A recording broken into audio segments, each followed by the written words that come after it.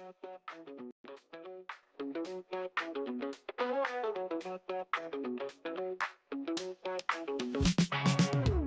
to the spot.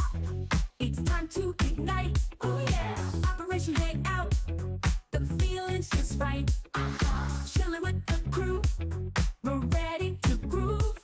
Opinions flying high. Come on, let's move. Woo. Hang out all night long, all night. Laughing and debating, playing our song. Oh yeah. Share your thoughts, don't be shy. Don't be shy. Operation Hangout, let's reach for the sky. Let's fly. Pull up a chair, let's get in the zone. Voices blending smooth like a funky trombone. Oh yeah. Topics from the heart, making us think. With a twist and a shout, raise up your drink. Cheers. Hang out all night long, all night. Laughing and debating, playing our song. Oh yeah. Share your thoughts, don't be shy. Don't be shy.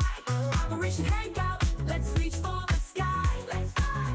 Bring it down, shake it up, feel the beat. With every word we share, the circle's complete. Woo.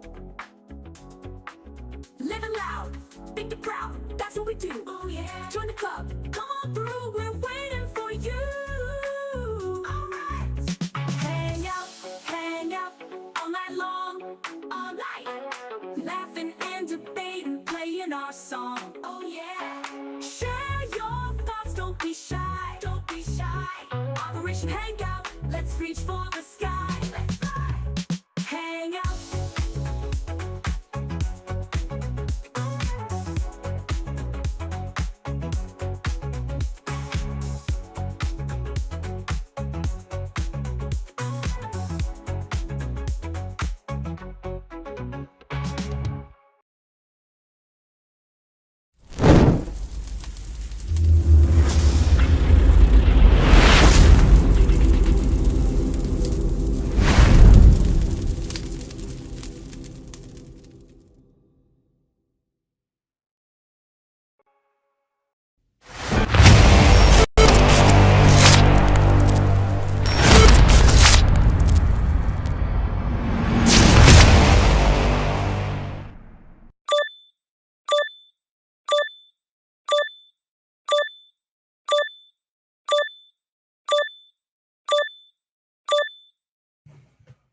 What is going on, everybody? We're back at it. Another stream, another live. Of course, you know where you're at. Spartan Institute Network. I am your host, the Spartan, aka Peter. How's everybody?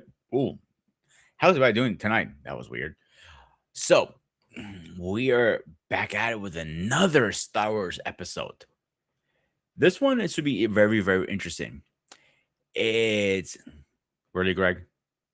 This one we're talking about tonight is what if Darth Vader survived the Return of a Jedi? Hey, Greg. Excuse me. Hey, Eric. What's going on? So, this would be an interesting conversation because we can go do two different routes for this. One route could be if he survives and he slaughters his own son and he takes over the Empire. Or the other side of it, he could take down the Empire and he teams up with his son. So this can go either way. So we're talking about a lot of different ways. So this is why it's an interesting conversation because this can go two different ways. I'm a huge Star Wars fan, by the way. Who doesn't know that? I am a humongous Star Wars fan. I even have a Star Wars tattoo. So, by that said, before we do get into that part, I do have some breaking news, and I hate to start a show like this. On Friday, we lost two legends. And anybody who's been following us for a while know I'm a martial artist. I've been loving martial arts since I was a young kid. So he was a icon in the martial art world. And unfortunately, we lost him yesterday. Of course, I am talking about Chuck Norris. Chuck Norris has unfortunately passed on us at age 85. Yes, he was up there in age, so it's just one of those sad things to see him going on us. I knew eventually he would, but I didn't expect it to be this soon. Last interview I saw, he was fine. The jokes are going around like, oh, he fought the Grim Reaper and he showed him who was boss. Not even Grim Reaper could take him down. It was a lot of stuff going on right now. Stuff. Let's get Anton in here really fast. All right, let's get my boy in here. And Anton, what's up, my man? What's going on, Peter? How's it going? So, what do you think about Chuck Norris passing on us yesterday? I was surprised. I was a little surprised, but he's been around for a long time. He's done a lot for the martial arts community. He's actually has his own form Correct. of. He has his own variation. If I remember reading Tang Soo Do Yeah, his own when version. when he was serving in the Air Force in Korea, and he brought that and started teaching that here in the States after he finished up, and then from there, I forgot what I think it was Steve McQueen that got him to go into acting, and everything just went from there. You know, people are always going to remember him from either Game of Death with Bruce Lee, of course, Mission in Action, Delta Force, Sidekick. yeah. So And then- I saw an interview with him recently when he first met Bruce Lee. They became friends instantly, like that. Really? Because Wow. They had a similar mentality, and Bruce Lee was so open to learning anything, and he realized Chuck Norris was extremely good at kicking because of the style he was learning, and that is true because he learned a Korean style, Right. and Korean are basically more kicking than punching Right. or anything else. But also, it's a combination. That's what Taekwondo means. It means the ways of hand and feet. That I did not know, actually. So we also lost somebody else yesterday, late last night. At 54, we lost my butcher's name, Nicholas Branson. He was known for Buffy the Vampire Slayer. My wife told me earlier today also. Yeah, I'm not sure what he passed from, to be honest with you guys. They haven't said anything. They haven't revealed that so far. But when my wife told me about it, it was kind of like, wow, because I never really watched Buffy the Vampire Slayer. My wife was a big fan of it. Me neither, to be honest. That was my cup of tea at my age. Yeah, but my wife, when she started watching the repeats and everything else, of course, I watched them with her and she explained it to me. But he definitely played his role on the show in many aspects. And I know he's probably done other stuff as well, but he's always going to be remembered for that. And condolences to his family. Yeah, and on top of that, we did lose a wrestler too. On top, and thank you, Eric, for reminding me. We lost Densi Korik. I'm not familiar with his work, to be honest with you. I think that was before my time. Dennis Condrey? Yeah. Are you familiar with him at all? Not really. No. No. Hold up. I'm about to Google it right now. So I'm actually one step ahead of you. He was born in 1952. He passed yesterday. Obviously, it was an American professional wrestler. He was best known for his appearance with a Contentin Wrestling Association, Jim Cortell Promotion, and Jim Cornette Promotions. Yeah. That's why I'm not familiar. I didn't. That was before my time. Jim Cornette. I think he's still in the business. I think if I remember, he's in charge of Ohio Valley Wrestling. He is. He's huge. Thank you, Eric. He said the Midnight Express. Okay, now it rings a bell. Jim Cornette he's huge in the wrestling world. Humongous. Because hey, Paul, what's going on? Let me get your music up. Hello. Oh, of course, you're gonna bring the little yeah. Never underestimated the power of the dark side. Thanks, Paul. So Jim Couture is he's huge already. I think now he's known more as a wrestling historian than anything. Yeah, Yeah. because he was that manager that'll come out with the tennis racket, with the decorated tennis racket covers and everything else. That was his trademark. And whatever team that he was managing, no matter who they were, he always came out with that tennis racket. And it was always a decorated tennis racket cover as well. That was his trademark. And he's done a great job with with everything he's done over the years. Yeah. You can't knock him down. And No, when he you talks can't. on Dark Side and the Ring and all that stuff, he might be a little dick, but he's a good dick for a reason. Yeah.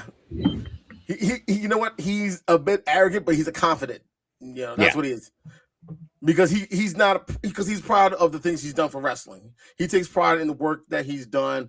A lot of his promotion as well, and the number of well-known wrestlers that came through his promotion. Basically, it was kind of like the best way I can describe Ohio Valley Wrestling. It was kind of like the minor leagues for the WWE because a good number of their wrestlers came from Ohio Valley, or guys that were trying to come into the business with the WWE. They were sent to Ohio Valley first, and Cornette and his people basically helped fine-tune them and with their in-ring skills and their speakings and everything else before he sent them up to Vince. And he was like, Vince, they're all yours, and the rest is history. One thing I do know about Jim Cornette, he cannot stand Vince Russo's guts at all. If they were in the same room, they would probably go for blows at each other. Oh, I can imagine because Things he has said on air about Vince Russo. Whew. Those are fighting words, man. You gotta put the gloves on, buddy. No, I can imagine because I know Cornette had connected to a good number of guys at WCW. Yeah, and I know he probably took it very personal when WCW went under. And the one people he wanted to blame, definitely, I wouldn't be surprised, is Vince Russo. Yeah. All right, you guys ready to get into this? Yep. All right. If I may, just a couple things. You mentioned Chuck Norris earlier. Yeah. Certainly rest in peace to him, but he certainly had a long and fruitful life. Just a correction on the movie, the fight scene that he had with Bruce Lee, that was in Return of the Dragon. It wasn't Game of Death. Game of Death is almost like it's a delicate subject in the martial arts community because it really wasn't a finished film. It was basically a butchered version where they scrapped together a lot of fight scenes from old Bruce Lee movies. Right. Okay. A lot of the fight scenes from Game of Death, like the one with Kareem Abdul-Jabbar and whatnot, certainly they were used in the film, but they wrapped it around a plot that was so disjointed so again, that's a hit or miss. I mean, the fact that Bruce fights Kareem, obviously you want to, you definitely, that was the highlight of the film, but it was Bruce Lee's project he was working on. Actually, he worked on it prior to Enter the Dragon. So even though Enter the Dragon came out in 1973, he was working on Game of Death in 1972. And if you look on YouTube, you'll find a lot of that footage, because even in the Game of Death movie, they only used portions of the fight sequences from that, that footage. But you can certainly see the unfiltered versions of those fights certainly on film. But certainly Chuck's fight with Bruce Lee, one of the most realistic looking fights certainly ever on the screen, and the fact that it's still talked about to this day is probably still very easily in top 5 of greatest martial arts fight scenes ever. So definitely, and just my wife, she was a huge Walker Texas Ranger fan, so she watched that religiously for years. So again, he was a major, no question, he was a major figure, and certainly worked with Bruce, trained with Bruce, trained with Van Damme. I mean, so a lot of people. He was there, and just to give a little clarification on Dennis Condrey. So he was. What I think what made him significant was Jim Cornette. Now, keep in mind, Jim Cornette started really following wrestling as a kid. He worked from the Memphis area, and he was actually a local photographer for that Memphis territory. And they came to him and said, "You want to be a manager?" And so they kind of formed an image around him about him being this spoiled rich kid with his mom and whatnot. But the first team he really kind of got big with, like where he got his reputation that went basically national, was the Midnight Express. And there were 2 iterations of the Midnight Express. The constant was Bobby Eaton, but certainly the first run of the Midnight Express. That was with Dennis Condrey. And then when Dennis Condrey decided to go and do his own thing, then they brought in Sweet Stan Lean. That was like the second iteration. Those guys went on to win not only U.S. belts, but they had the U.S. titles and the World Tag Team Championship from the NWA, WCW area, for that run. So, so he was definitely very instrumental in that. I'm sure, I didn't get a chance to watch it yet, but I'm sure Jim Cornette, he has a pretty popular YouTube channel, and I'm sure he'll play tribute and homage to him in the near future. So I'm definitely looking forward to that coming out. If it hasn't already, I've just been busy. I didn't get a chance to look at it, but I just want to kind of give my 2 cents on that before you went ahead. Yeah, I'm actually looking at right now his website channel. If you guys give me a second, I can tell you exactly if he put anything up there yet or not. Because I know he's pretty vocal on his stuff. Yeah. No, he hasn't posted anything yet. No, nothing. I don't see nothing. Yeah. Because the last post. Oh no, he does. He does have something. Scroll a little bit further down. He does have something. He has something on the pass of Dennis Condrey, but I don't know if it's him or no, my fault. That's somebody else. Someone named James Romero. That's on his page. Yeah, I would definitely look at that. And I guess the last thing I'll say is you talked about his hatred for Russo, but that goes from his deep passion for wrestling. Like Jim Cornette is a wrestling fan. So if you're talking about Southern style wrestling that was based around competition and athletics and whatnot, he's a big fan of that. And with Russo, with a lot of his silly lines that came in, and he basically not only took the kayfabe off the business, but he just took it in a lot of ridiculous directions. So again, Jim Cornette, he's very passionate about the kayfabe era of wrestling. And when that got broken, certainly by Vince, he didn't help matters. But then when he went from wrestling to renaming the product Sports Entertainment, but then Russo just really took the scab off and just totally exposed the business. And so that's almost like for a lot of those old school guys of that era. I mean, literally, you would fight. I mean, like really fight if someone tried to question wrestling at the time. You had to protect the business. Yeah, Undertaker was good about that.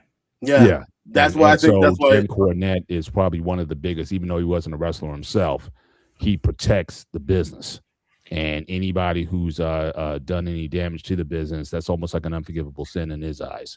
So that's why, certainly he feels the way he feels about Russo, because he took wrestling from something that was actually deemed by a lot of people a real sport.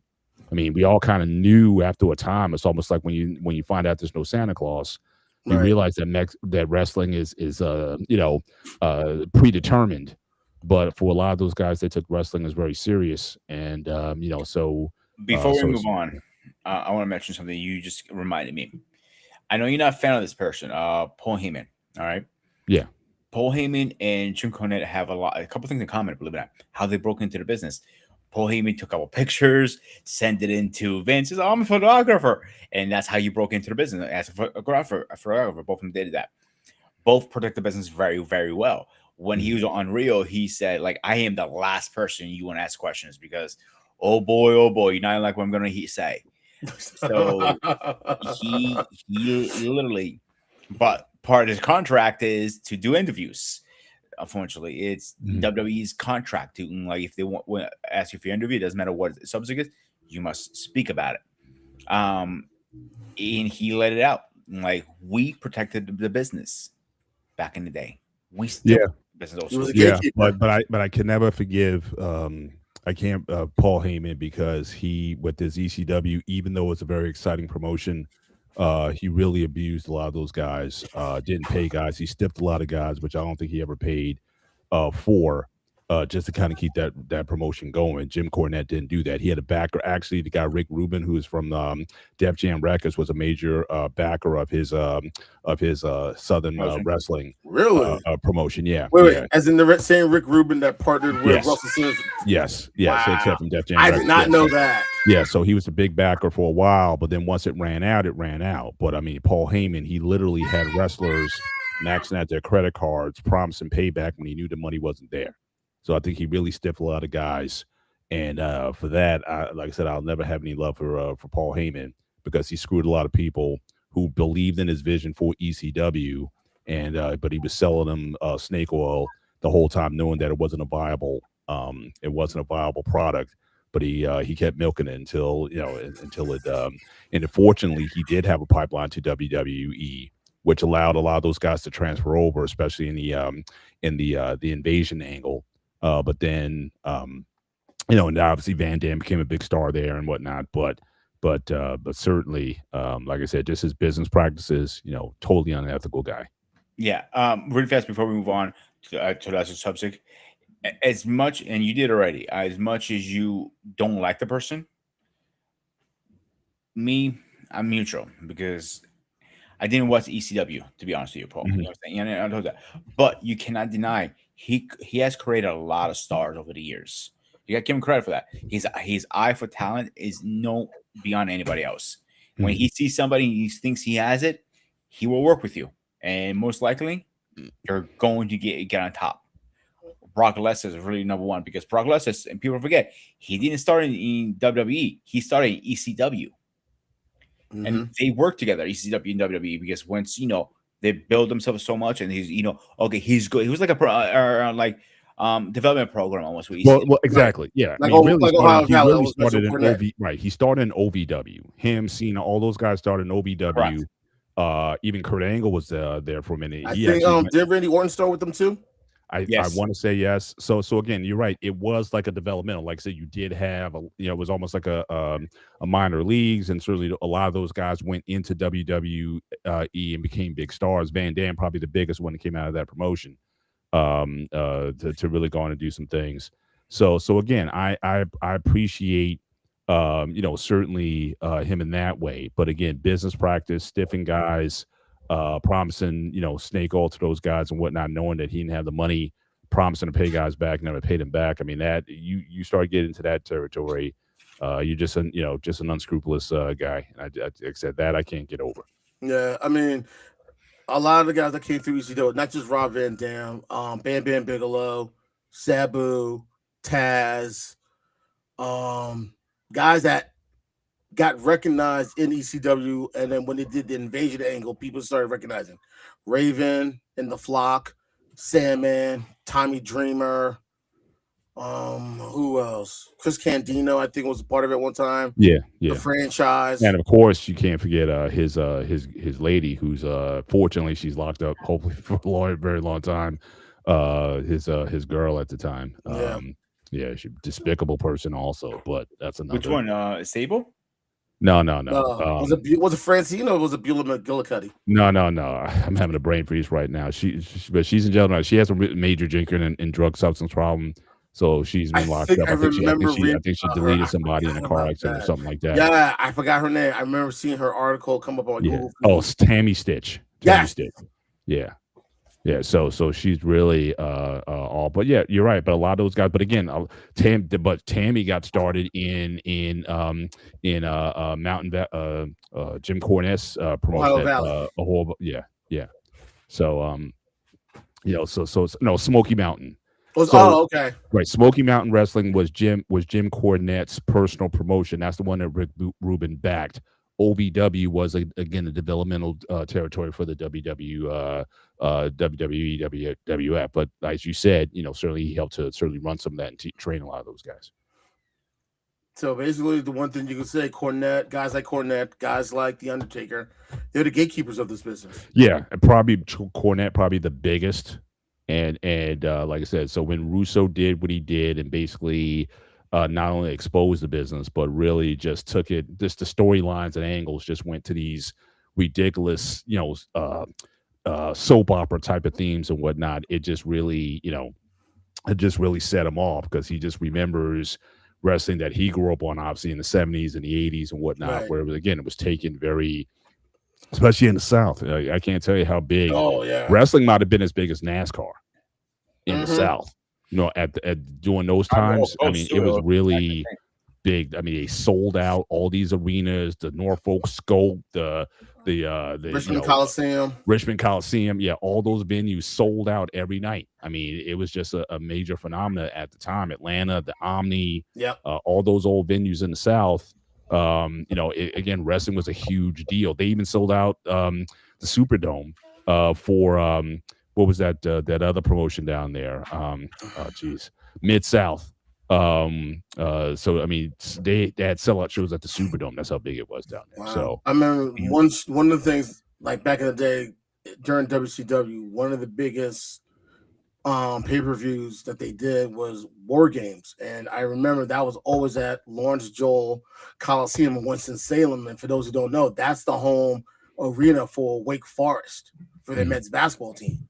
And the fact that they were able to sell that out every year for War Games, that right there at the time, back in the 80s and 90s, before the internet, before social media, where you still had, the magazines in print and the call-up numbers, it had a very strong drawing, very strong drawing. And my time in the Army, when I was in South Carolina and Georgia, a lot of the guys I knew, that I was with, they were from those areas. They were telling me stories on like how big, wrestling was and still is to this day on the independent circuit. Like it's still that popular.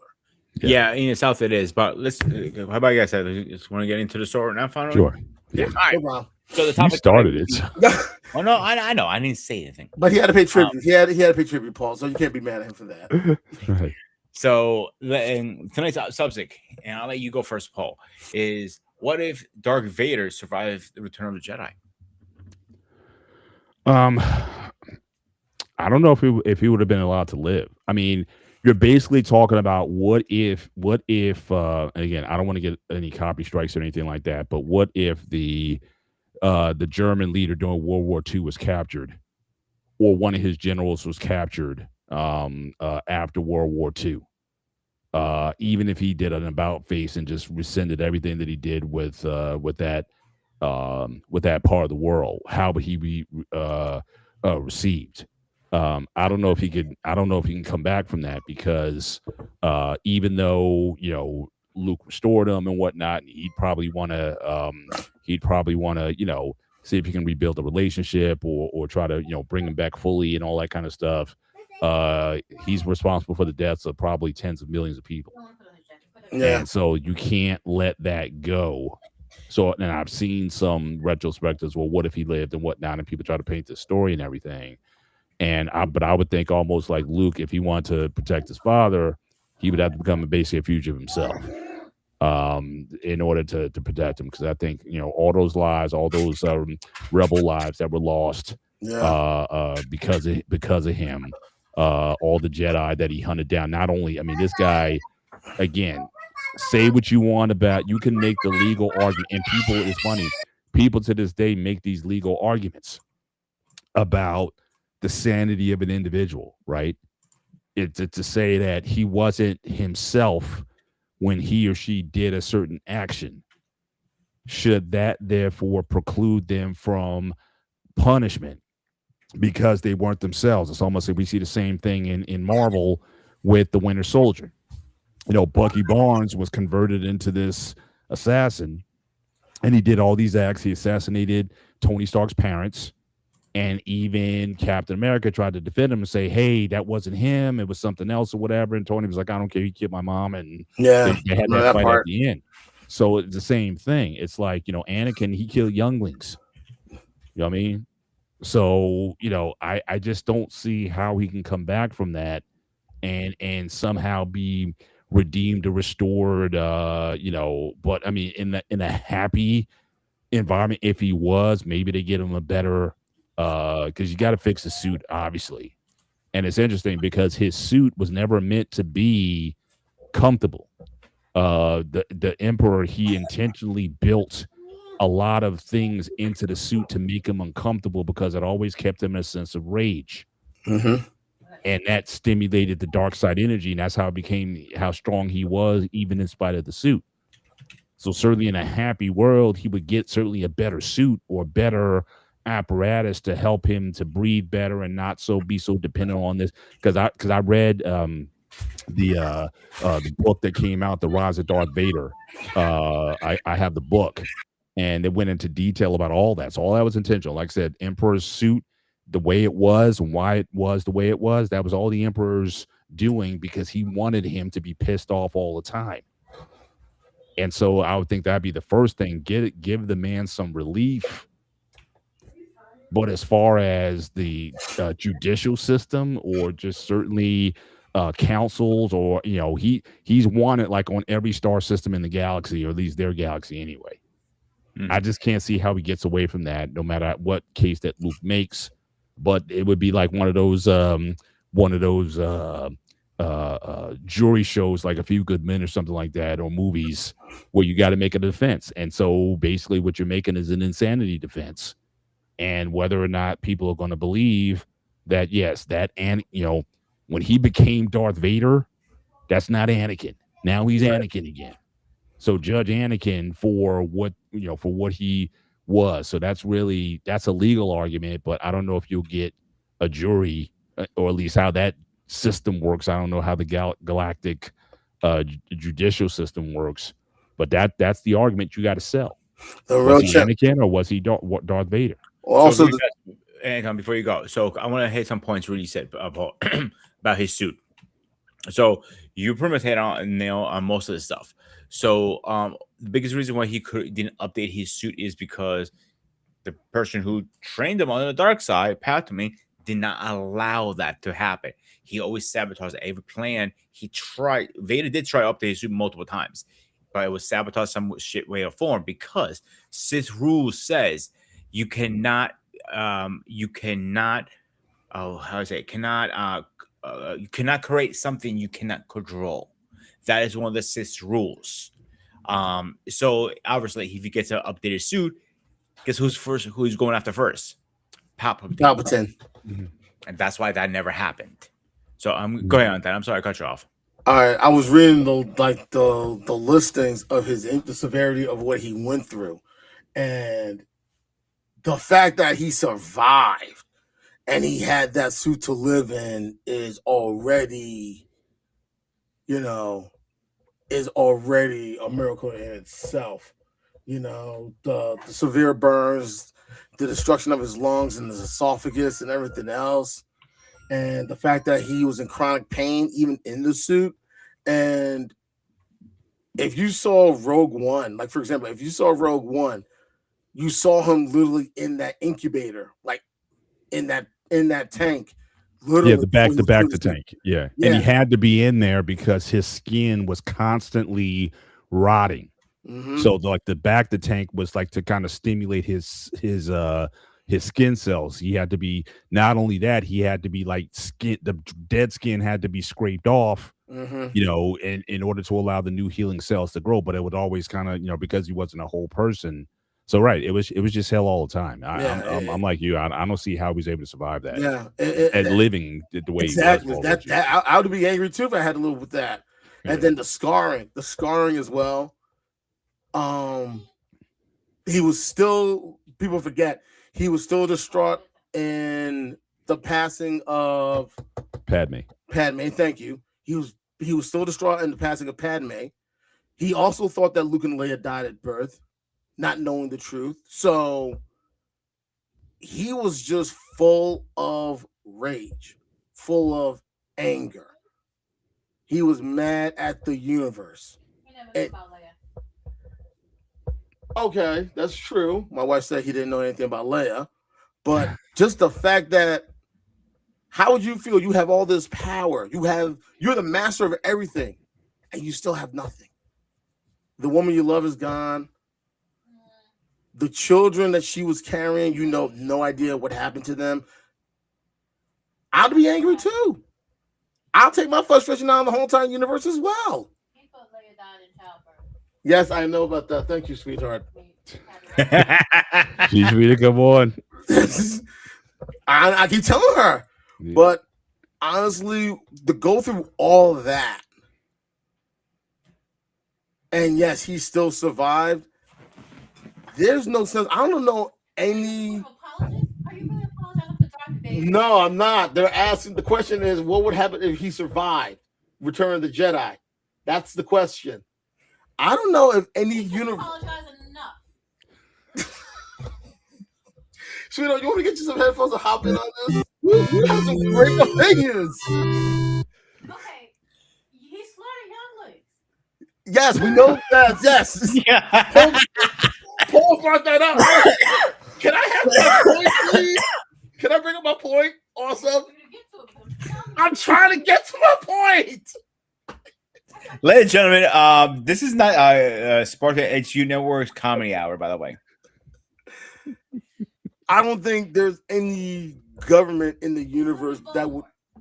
Yes, I know he makes Voldemort look like a Boy Scout. As I was saying, I don't think any system in the universe. I don't think any judicial system in the universe would have found a way to forgive him. Plain and simple. And let's be honest. Also, people forget. Luke's hand. Did she molest? What kind of father is? Can I get my point across? Cut off his hand, bad dad. Yeah, no, he already lost his hands. Come on now, please.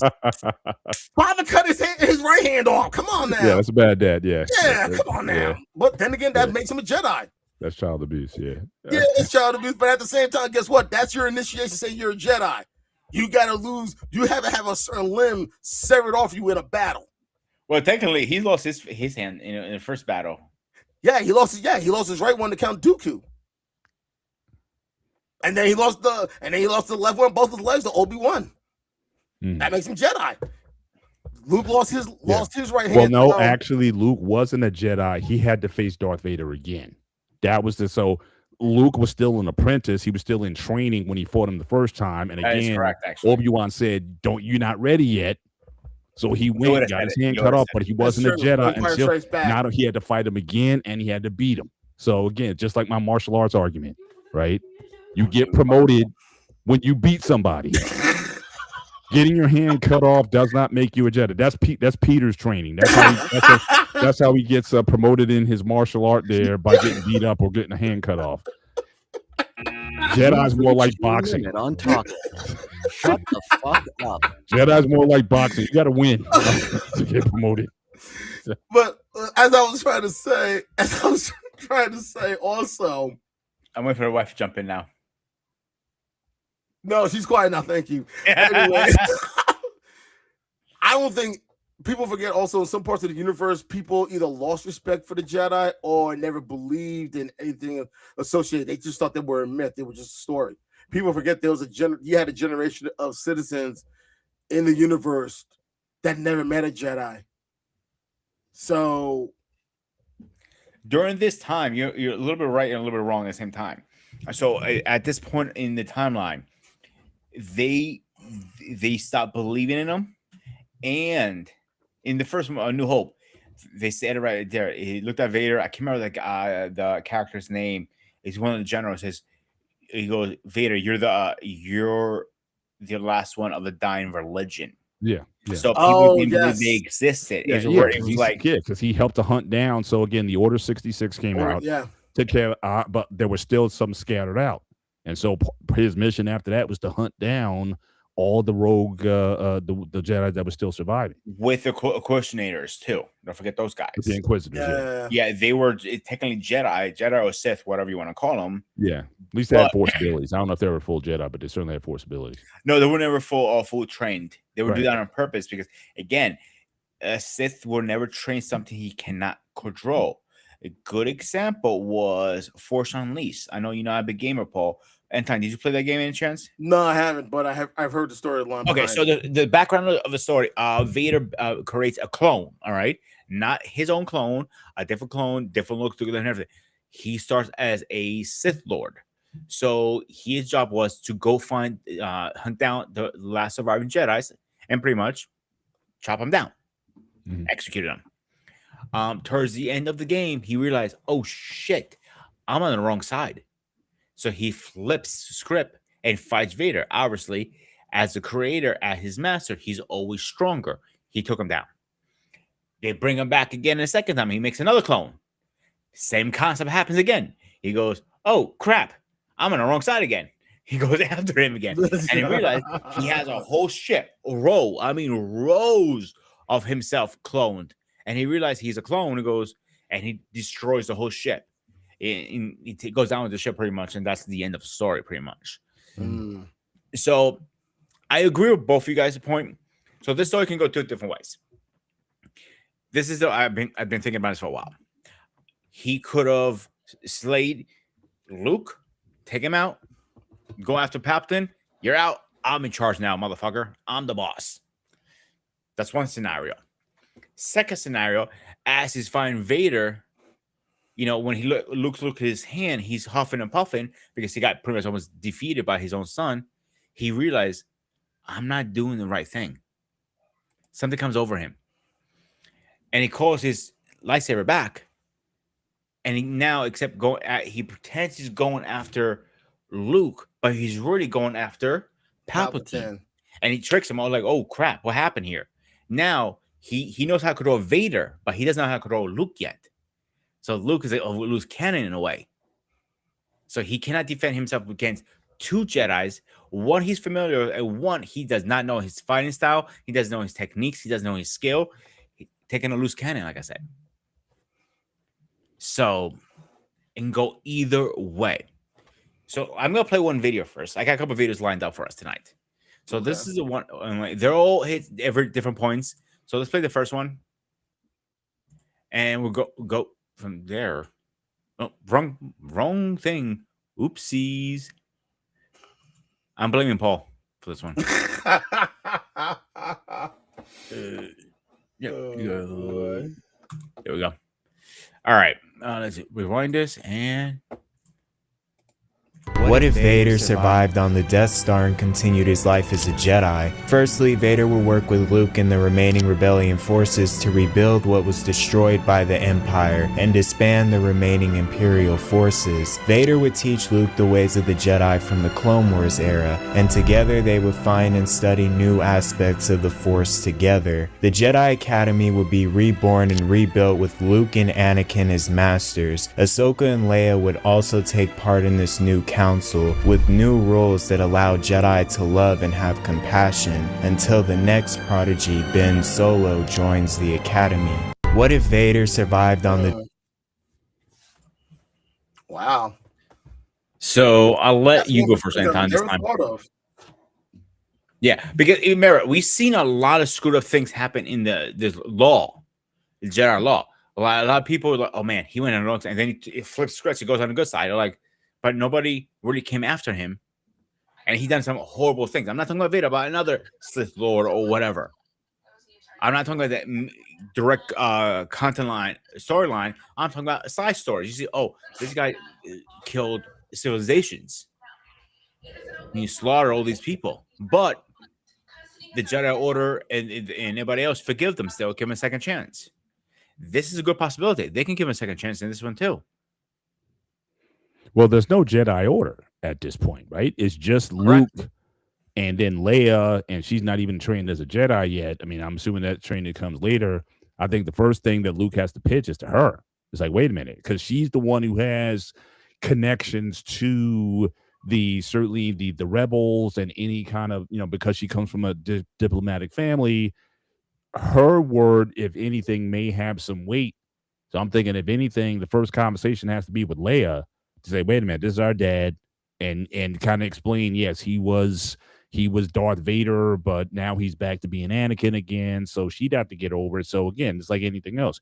You got to build a coalition first to kind of believe in what you're looking to do, and then they're going to have to sell to a ton of star systems that have their own legal systems where basically there's like a death sentence on Vader or any of these Imperial officers or anybody in command at that time, that all those guys, just like the Nuremberg trials, all those guys are going to be tried.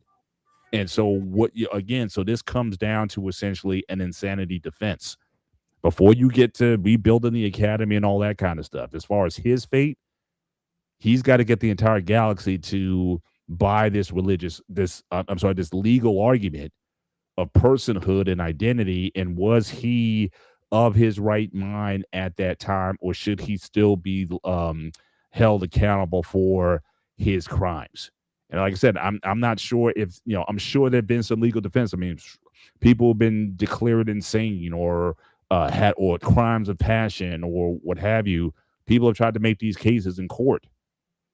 I don't think a lot of them are successful, but people do try to make it like there was actually a movie. I can't remember. This is a long time ago. This was I think it wasn't was it Kate Fee or something. I think it was like Matthew McConaughey, and there was who was the guy Ed Norton who played in the Incredible Hulk series, but he played this guy had all these different personalities. And he was able to get him off because he was like he wasn't himself. And he showed in court. He had a scene where he flipped out and switched into this other character, and people was like, "Oh yeah, he is." He does have mental issues, and he let it go. I think that's Primal Fear. Primal Fear, yeah.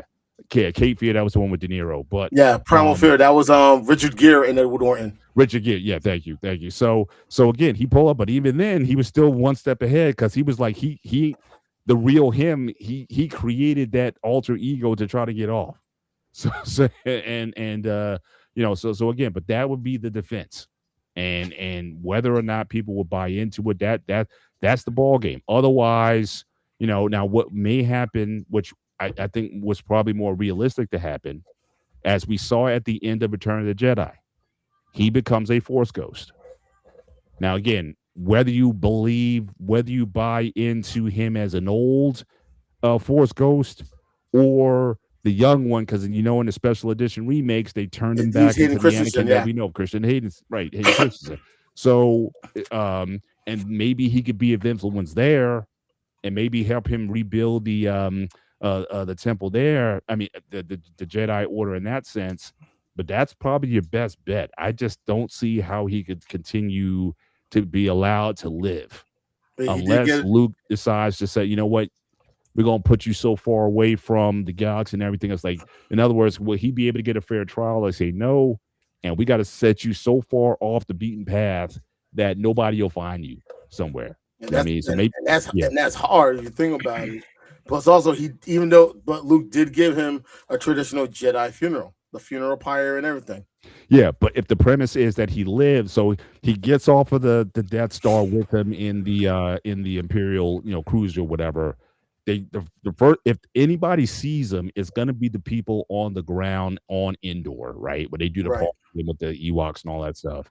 Don't even start on that. But in any event, the Ewoks, right? And so that's the first thing. So again, I think you got to start with those people first, or from the get-go, you keep him somehow just secret, until you can build some sort of coalition to say, hey, can he be judged fairly for his atrocities?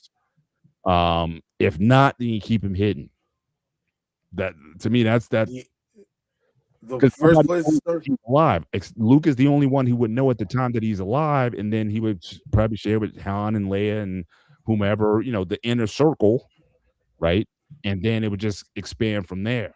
But the thing is, who would want, if any of them knew, who would want Vader to face justice? And the one person, I can't say person, but the one individual I can think of that would want Vader to face trial would probably be Chewbacca. Because people forget when Alpha 66 was executed, people forget Chewbacca witnessed everything happen. The Guardians was it? Yes, he was. He was one of the bodyguards for Yoda on when Yoda went to Kashyyyk to oversee that battle, and so he was there, very early on to see that. It was issued, and those two clones were about to do something. Yoda sensed it and decapitated both of them. Like, Chewbacca stood there in shock, like, did this really just happen? And I forgot the name of the other Wookiee that was with him also when this happened. I don't remember his name, to be honest with you. Yeah, but he did have a name. I forgot who it was. He had darker fur, I remember. But I know the first one that would want Vader to face justice would be Chewbacca. And if you remember in Empire Strikes Back, when they were at Cloud City and they saw Vader, when Lando brought Vader on, you saw his reaction when he saw him. Like, he was like, Right. Yeah. And you also have to remember that, again, the Wookiees of Kashyyyk, they were basically slaves to the Empire. Mm-hmm.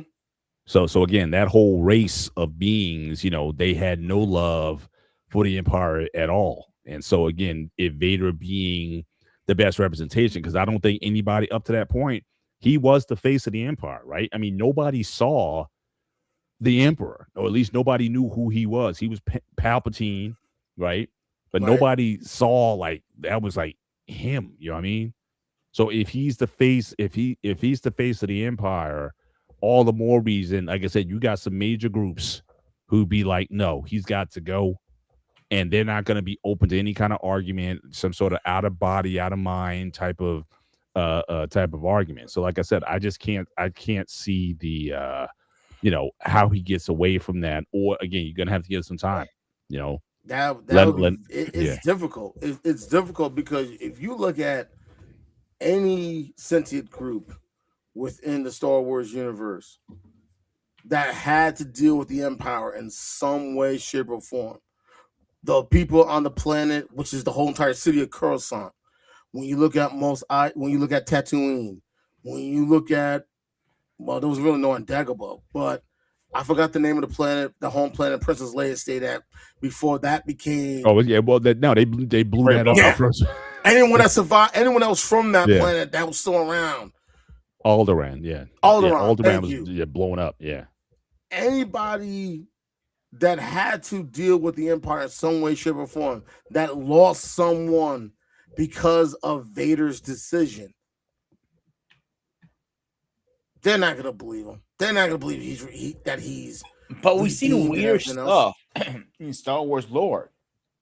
We've seen, Sith Lords turn into to Jedis, and have done worse things than Vader has done at some times.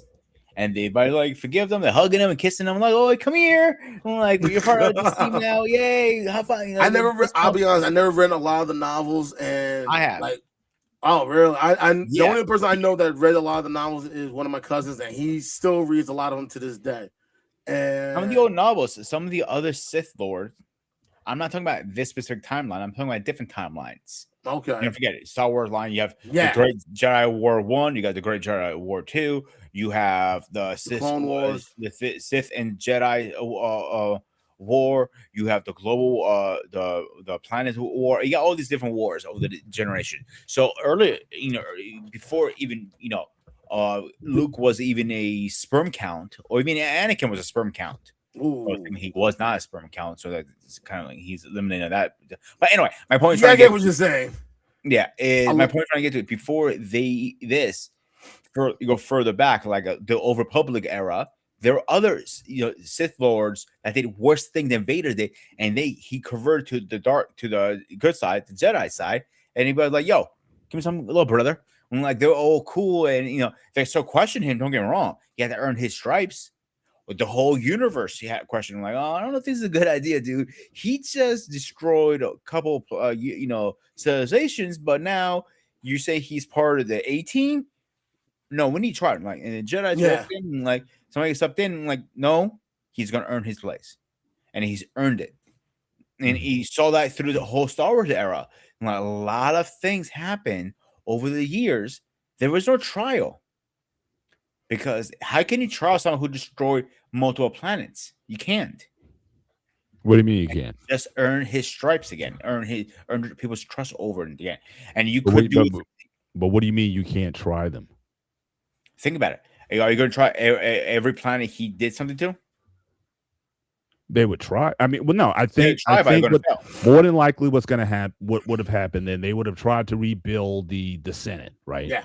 Because basically in episode 4, the Emperor, he got rid of the Senate or whatever, but those persons still exist. Maybe they exist underground or whatever, but the first thing is, again, to have a seat of power where you have all these representative bodies on Coruscant, most likely to rebuild that first, right?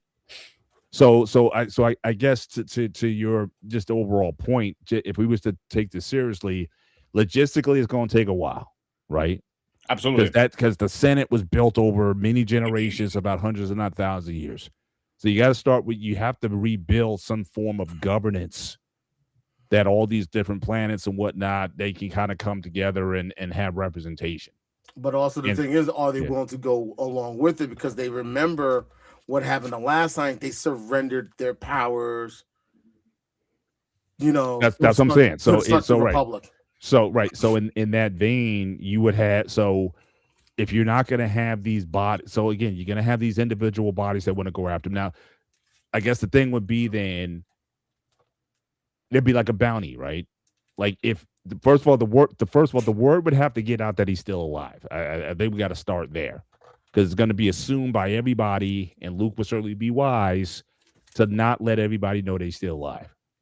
But if word got out that he was still alive, I think that the bounty on his head would be bigger than like John Wick or something like that. I mean, that's what it'd probably be like all the time.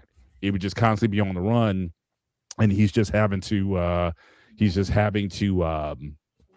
constantly defend himself or fight all the time like John Wick, because assassins, you never know what the assassins are. I mean, I guess you can use your force abilities to see things coming, but that would be his existence all the time, unless, like I said, he was so far away, you'd have to have triple, quadruple encryption.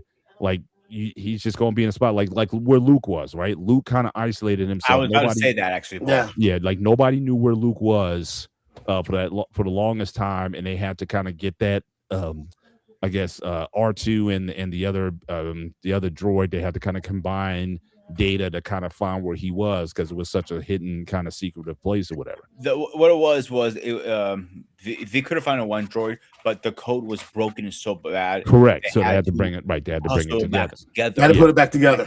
Yeah. And they were hoping Luke was the answer of their problem. And obviously, it looked like them like, I'm done with this shit.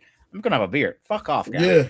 Because I think people forget the last time he trained someone, his nephew turned on him. Yeah, so I'm not saying your guys' theories are completely wrong. I'm agreeing a little bit towards it too. So I do think, like, first, okay, Leia is gonna be like, if you remember towards the end of Jedi, she says, "Well, he's technically your father, sweetheart. You cannot do that." And she's crying. She first with hate, then like that's my father. I'm like, man, I know you're going through menopause, woman, but damn, like seriously, pick your emotions here. She flipped her script just like that, like, oh, this is my father. Bro, who's this? Leia. She flipped the script how? Remember when Luke told her, "Listen, I'm your brother. I'm gonna fight our father." Towards the end, she was like, first, okay, then she was in tears. Yeah, so she was a mess trying to figure out like. Yeah, I mean, that's a lot of that. Obviously, that's a lot of information to download. That. But where I'm trying to get to my point, just hear me on my point for a second. I think Leia will be the first one. Okay, we got to rebuild the Senate. Number one, boom, and Luke is going to jump in. We go, yo, sis, chill out with the Senate, girl. I'm like, we got to worry about Dad first. I'm like, okay, I'm pointing out Paul. He's gonna pretend you're Vader for the day. All right, Paul. I'm like, we got to worry about Pops over here.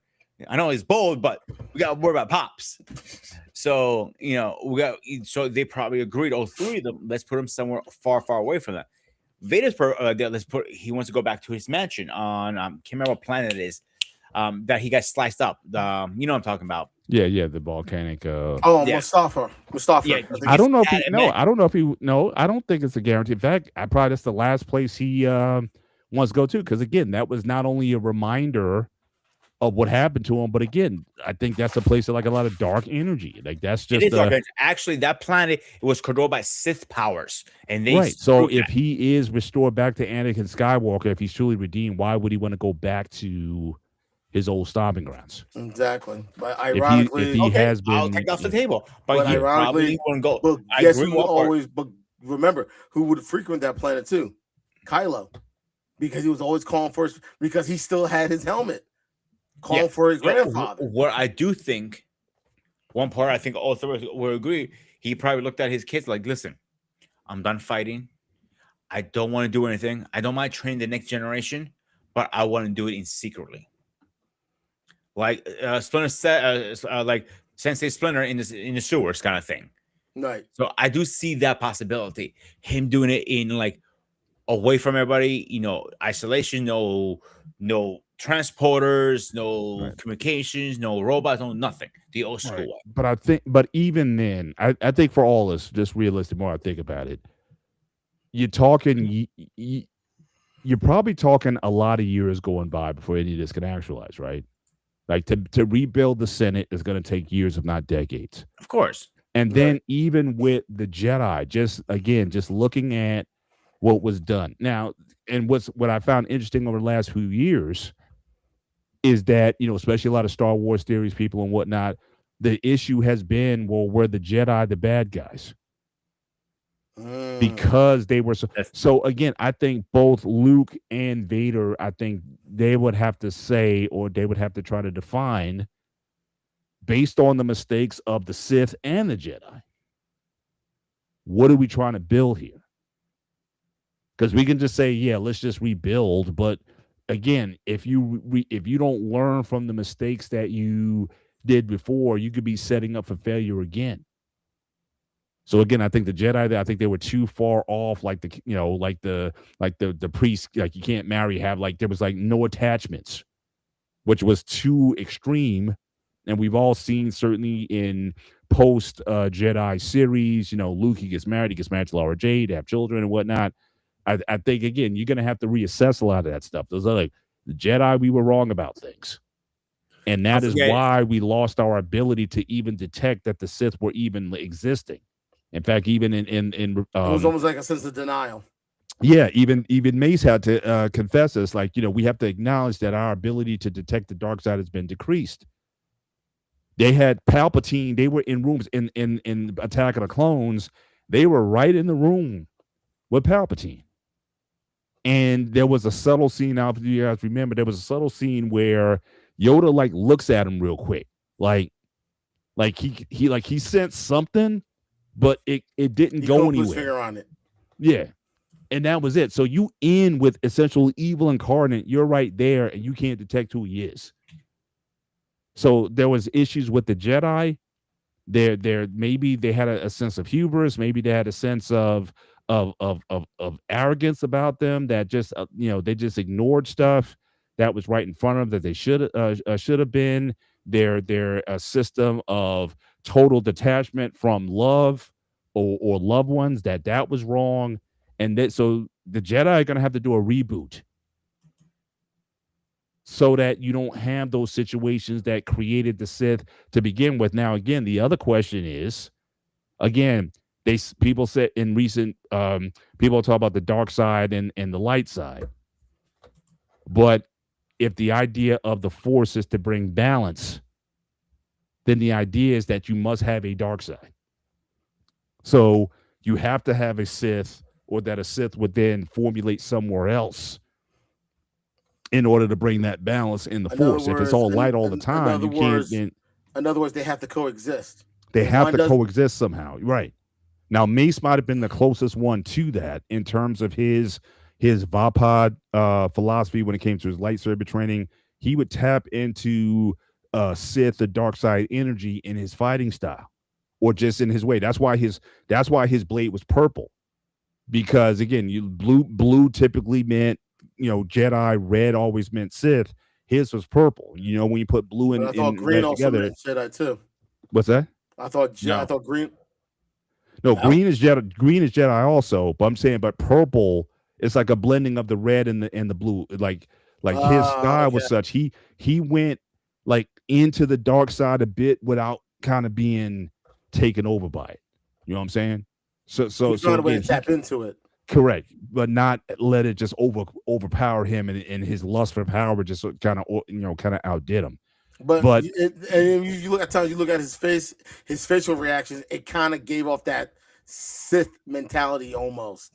Well, I saw Samuel L. Jackson in I said, you MF-er. It's like, you effort. I just wanted once for Samuel L. Jackson just to come out and just say something that was, he played that role. So come on, you got to drop one MF or something, man. Exactly. So that was the dark side just waiting to come out, but he kept his cool though. He kept his cool. But I was just waiting for one. There's one thing with Mace Windu. People don't know this. A little fun fact: he actually enjoyed fighting. That's what made him so good with the lightsabers and everything. And that was a dangerous skill to have when you join fighting. But that is Sith.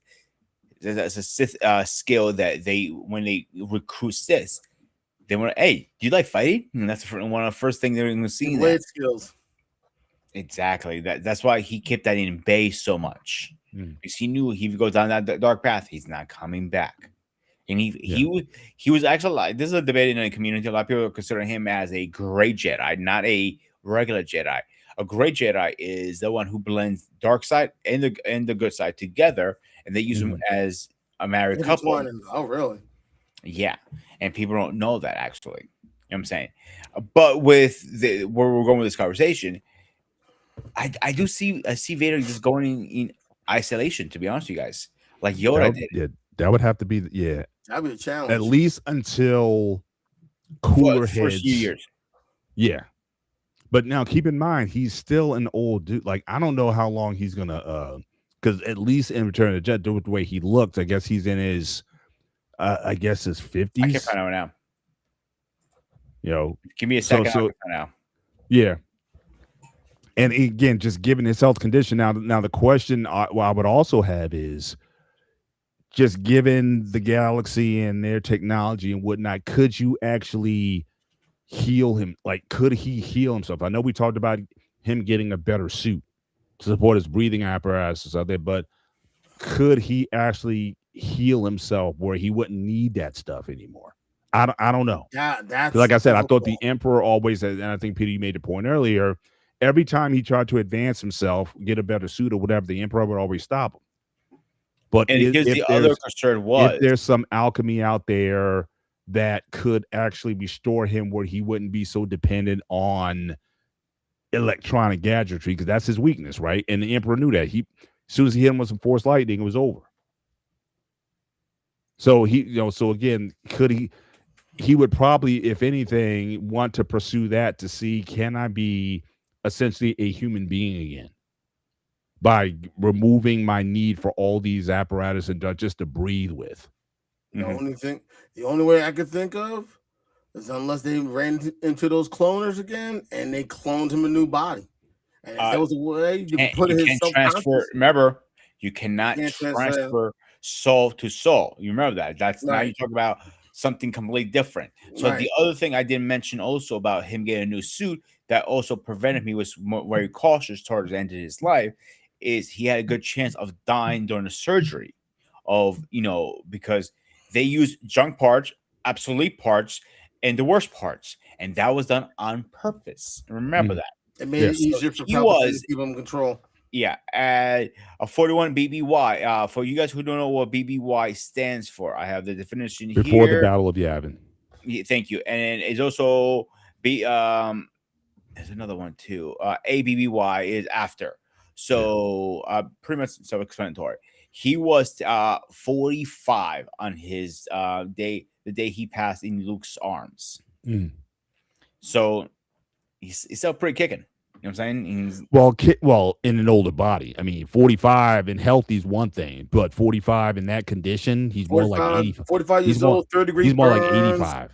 Yeah, 30. That's what I'm saying. But you remember different. We're talking. You're thinking about today's how we are today, but we're talking about millenniums from now. That 45 could be the new 30 or a new 25. Well, wait a minute, but it's not millenniums from now. What is the first thing you see in Star Wars? Every long time ago in a galaxy far, far away. So this is the past. This isn't the present. This is the past. But we don't. What I'm saying, technology-wise, that our technology versus what is in the movies. Well, that was my thing. So again, in that world, could there be some sort of either science or technology or even alchemy, right? That could restore him to a state where he wasn't so dependent on these mechanical devices. The alchemy part. I don't think alchemy. I do see in those. Oh man, what are they called? The baths that make you heal.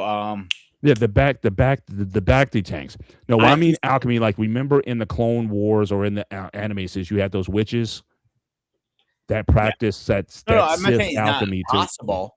I'm not saying it's not possible. It is possible, but I don't see Vader or AK Anakin going down that route. That's what I'm saying. Right. Yeah, I do see him maybe using those baths to heal himself, maybe staying there for like weeks on end, or maybe a Well, month, again, or a whole year. but he did that. But I'm saying, but he did that all the time, and the issue was ultimately his skin, just because of the condition, it was always in a state of necrosis. He cleaned it up, he'd be good for like a week or two. He'd have to go in and take another bath. So that one may have to be just keeping that regular routine. The question is, if you put him in a Here's the suit other problem, that, Paul. You're not thinking.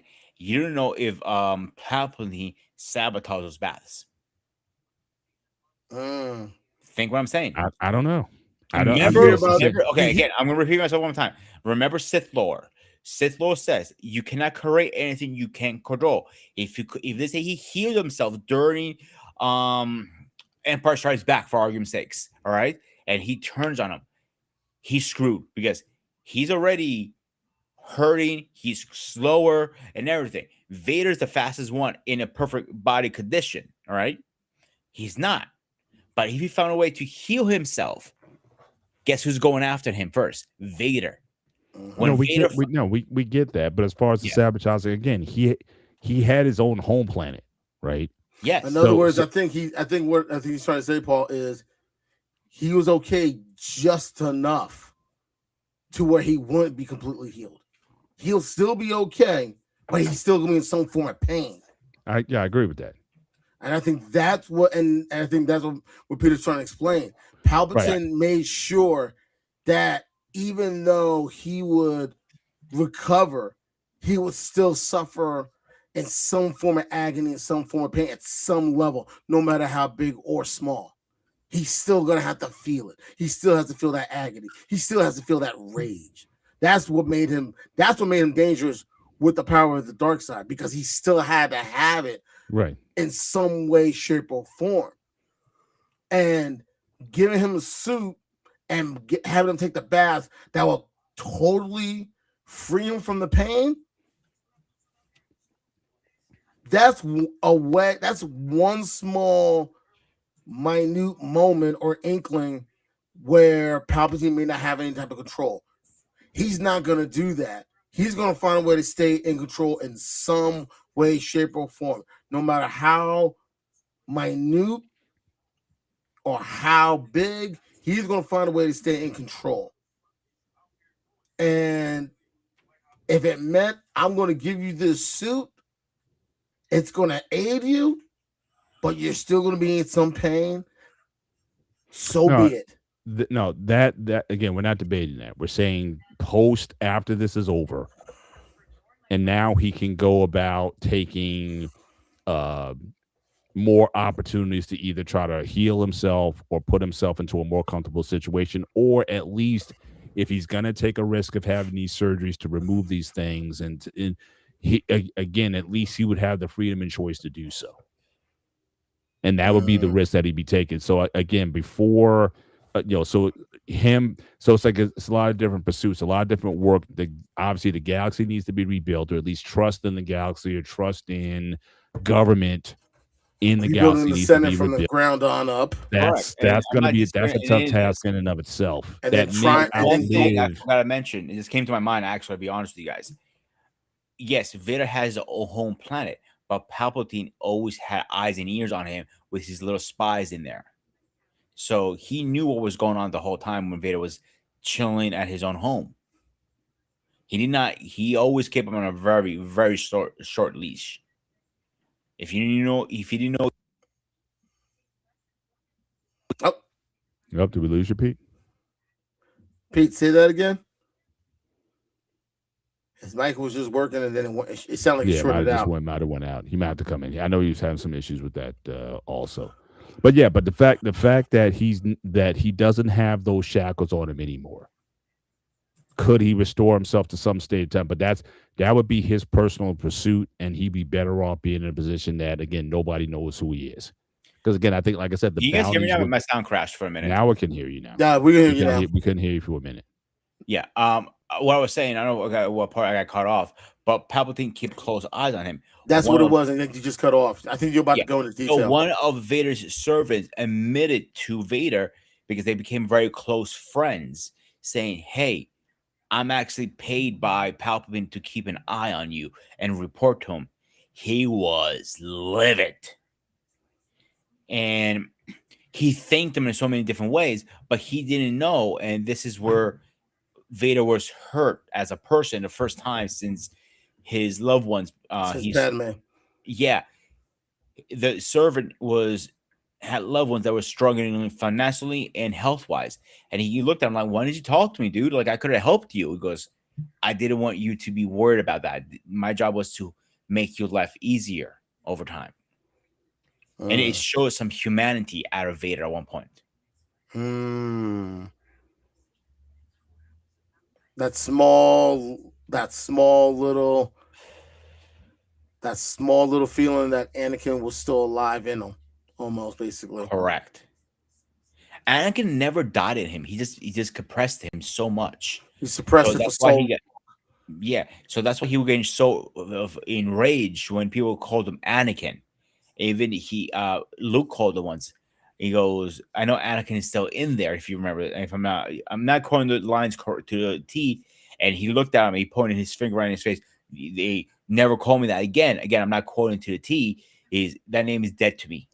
Yeah, I think I remember. I think that was in Empire Strikes Back, wasn't it? No, Return of the Jedi when he got captured. Yeah. No, when he got captured, he called him. Oh, when he was on the platform, he called him father. No, it says, but he called him that, and he said, "Oh, so you recognize the truth?" But then he said, "I remember you used to be Anakin Skywalker," and that's when he snapped said, at him. "That name has no meaning for me." Yeah, Yeah, Anakin so Skywalker is Jedi. dead. Yes. Yeah. And that's the first time It's he weird. called I used to know the entire script to that movie by heart. Like course when the you movie's playing, Yeah, I knew literally like every line. And I would just go through, watch the movie, and I would just know what this guy would say, and he would say this, and he would say that. I just knew the whole thing. It was just It wasn't a bad movie. Let's be honest, guys. It was one of the best Star Wars movies, at the time. Definitely. Yeah. Definitely. My favorite, I'll be honest, I'm not maybe I'm the black sheep here. Right now, it moved from the Return of the Jedi to the third one. Revenge of the Sith? Return of the Sith. I love Return of the Sith. The fighting scenes in there, they're beyond great. Yeah. Right? Yeah. Oh, for sure. Yeah, definitely. But Yeah. the one part and people think some people thought I was crazy, but the one part I actually loved is when Anakin was marching to the temple with the clone army behind him. That was epic. You just saw him walking with the hood on and everything. He's walking, and then you see the clone soldiers fall right behind, and then you see Anakin going up the stairs, and then you see the soldiers coming right behind him in unison. That was There's epic. one scene that I didn't think they should have taken out of the movie in the deleted footage. He walks into the chamber, the council chamber, where they have the meetings, and some younglings are hiding behind the chairs. And when they saw it was Anakin, they all running. They go, "Master Anakin, what do we do? We're scared." Yada yada. I go. I remember that. He looked up. He lighted his lightsaber and he slaughtered them. And then he's crying in the meantime as he's doing this the whole time. Like he has tears. He has tears coming down. I think I remember seeing that deleted scene. He has tears in his eyes at the same time he's slaughtering the younglings. The one scene they did show. He's on top of somewhere in the Jedi temple, and you see his red eye, but you see him crying at the same time, tearing up. And I think this showed such a good humanity out of him at that point. I'm like, bravo. I'm glad they did, because he still was a human in the day. He still had passion. And that's where I think they screwed up with, not the story, not like the Jedi Order screwed up, because these people are going to fall in love. They're human in the day, most of them.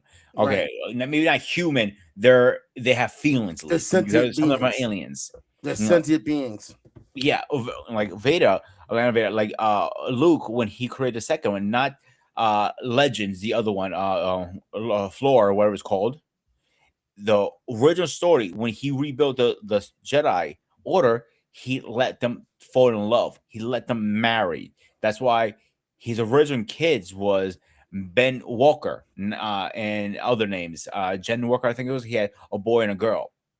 And it was different when they rebooted the series. Disney put Ben Solo instead. And to me, that never made sense, because they had a different kid originally, a different name for their kids. Yeah, because I think he wasn't supposed to be named Ben. I think he was supposed to be named Anakin. I can't look it up right now. I don't remember the exact name it was, but I do remember at least that Luke's kid ended up training under Luke to take over the Jedi Order eventually. And his child's name was Ben Skywalker. Benjamin Skywalker. Oh, so Luke named his son after Obi-Wan. Yeah. Wow. So what made them go from naming Luke's son after Ben to Han and Leia giving their son his name? Like, that is a good question. Everybody doesn't understand that. Nobody understood that. And that's the question that people keep asking. Okay, right here. Ben Walker was one of it, and his sister was, I'll tell you right now.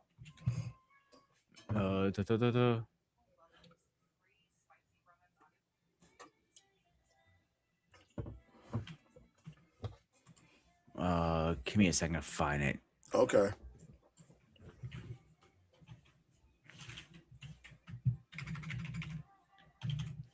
Maybe I have it wrong.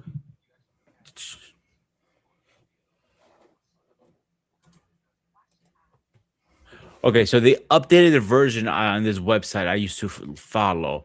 Okay, in Legends that we follow now, he has one kid, Ben. Okay. And his sister had 2 kids, I believe. I'm gonna look that up right now. Leia had 2 children. Yeah. I think Leia and Han, those had 2 children. I think one of them was, because I do remember hearing Jason Solo? Wasn't one named Jason? I think one was named Anakin. Right now. One was named Anakin Solo.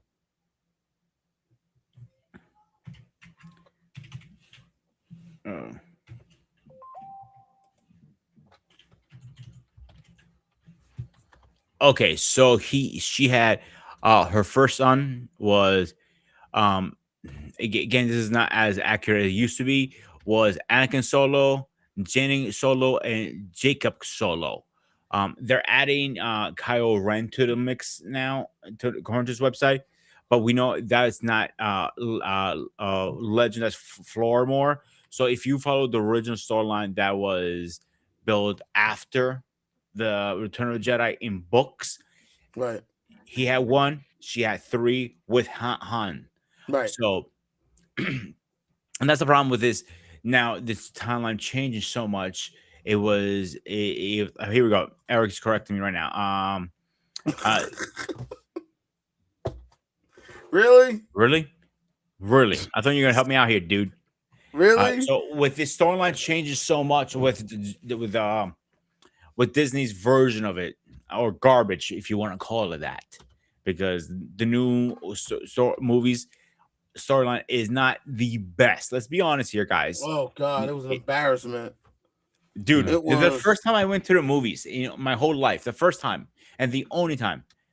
The girl was dating at a time. We went to it. We sit there just like this. We looked at each other. And we looked back. We looked again and go, what did we just watch? That was Oh my God. But the crazy thing is, this with the new content, like you have all these AI stories now that people are putting out on YouTube, Star Wars stories, extended ones. They are very good. I mean, I just saw one the other night. It was on the aftermath of the Battle of Hoth from Empire Strikes Back. Wow. What happened there? It was really good. I mean, so I think you have a lot of content creators who are, and this is the thing, they're operating within the canon. They're operating within at least the first 6 films. And they're coming up with there's so much material that you can create in that space that you don't have to go and visit 7, 8, and 9 if you don't want to. That there's still a lot of fertile ground, which unfortunately the studios never understood. Right. They went in a different direction altogether. But I think people are really making a real go, and I'm just amazed at, again, a lot of the AI that's used to recreate these characters and to insert these narratives and have these discussions and back and forth that people are having, the dialogue and the scripting that's being done. I mean, these are amateurs who are just making this content, but you got these studios with billion-dollar budgets and they still can't get Star Wars right for some reason. So kudos to, Because A lot of this content, yeah, they do. here's the thing. Like the one creator, everybody knows him as Star Wars Theory. He does a lot of his own stories and all this stuff. Okay. So I love his background story, guys. If you haven't heard of it, I'll give you the small version of it. He was going through cancer really bad at the time, and he discovered Star Wars at the time, and he felt the story of Star Wars helped him beat cancer. Wow, that's He powerful. owes his life to Star Wars, so he kind of dedicated his life to Star Wars. He's huge. That's why he's such a huge fan. Mhm. So in Legends, he does a lot of legend stories there, and like the original story, what it's supposed to be. In Legend, excuse me, not Ben. I'm sorry. Luke was married to a woman called Mara Jade. Jade, and they had Ben Walker, named after Ben Kenobi. That's how it's supposed to be. All right, like he I said- found it also here. I see what you mean, Peter. You gotta type in Legends. That's a catch. No, I did find out. I looked it up on Gemini, and it actually did mention Legends. And you were right. The names for Ben and Leia's original children are Jaina after Han's mother. Jason, they were twins, but he turns to the dark side and becomes Darth Vader. And of course, Anakin. He's the youngest one. They said originally he was supposed to be named Han Solo Jr., but they decided to go with Ben, with Anakin instead. Those were supposed to be the names of their children. It was supposed to be Jaina, Jason spelled with a C, very original, Yeah, and Anakin. And Jaina and Jason are supposed to be twins. So here's the funny story about the twins. In Legends is a book there is like I can't remember the name of the book off my head right now. So they were in this big battle. So they both got injured really bad, right? So they go into this cryo chamber. So this cryo chamber is supposed to be like a bath, pretty much. They heal you over time. Mm-hmm. It doesn't age you. It freezes you in time. Pretty much you're a frozen animation. They wake up about 8 million years in the future now. So now the Jedi or Sith and Jedi is more stronger than ever, but it's secretly is an underground kind of thing. They're not out in the open. Religion. So they're confused what's going on. They know they control their powers very, very well. The other guys are like learning here and there a little bit because it's like hush, hush, you don't talk about it because there's a bad things can happen. And so when you're a Force user, you don't talk about it. So Right. they're fighting these Jedis or Sith Lords in the future, and I'm like, what's going on? And they figured out, we can build a better lightsaber now. But what happened to the original rule of the Sith Lords? I thought there only could be two: a master and an apprentice. Don't forget, we're talking about a couple millenniums in the future. So the rules go out already the rules, yeah. So a lot of the original rules went out the window. All right. Yeah, remember what I said. Now this is a religion nobody talks about. So you don't want to talk about it. It was a very interesting story if you read into it. And when I read, I'm like, wow, this is a very fascinating story.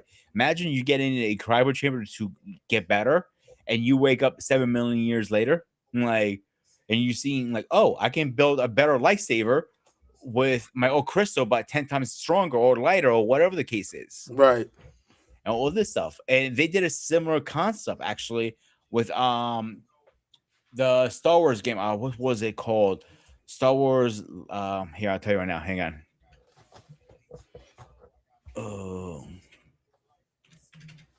Because it was one of the best games that came out in a long time for Star Wars.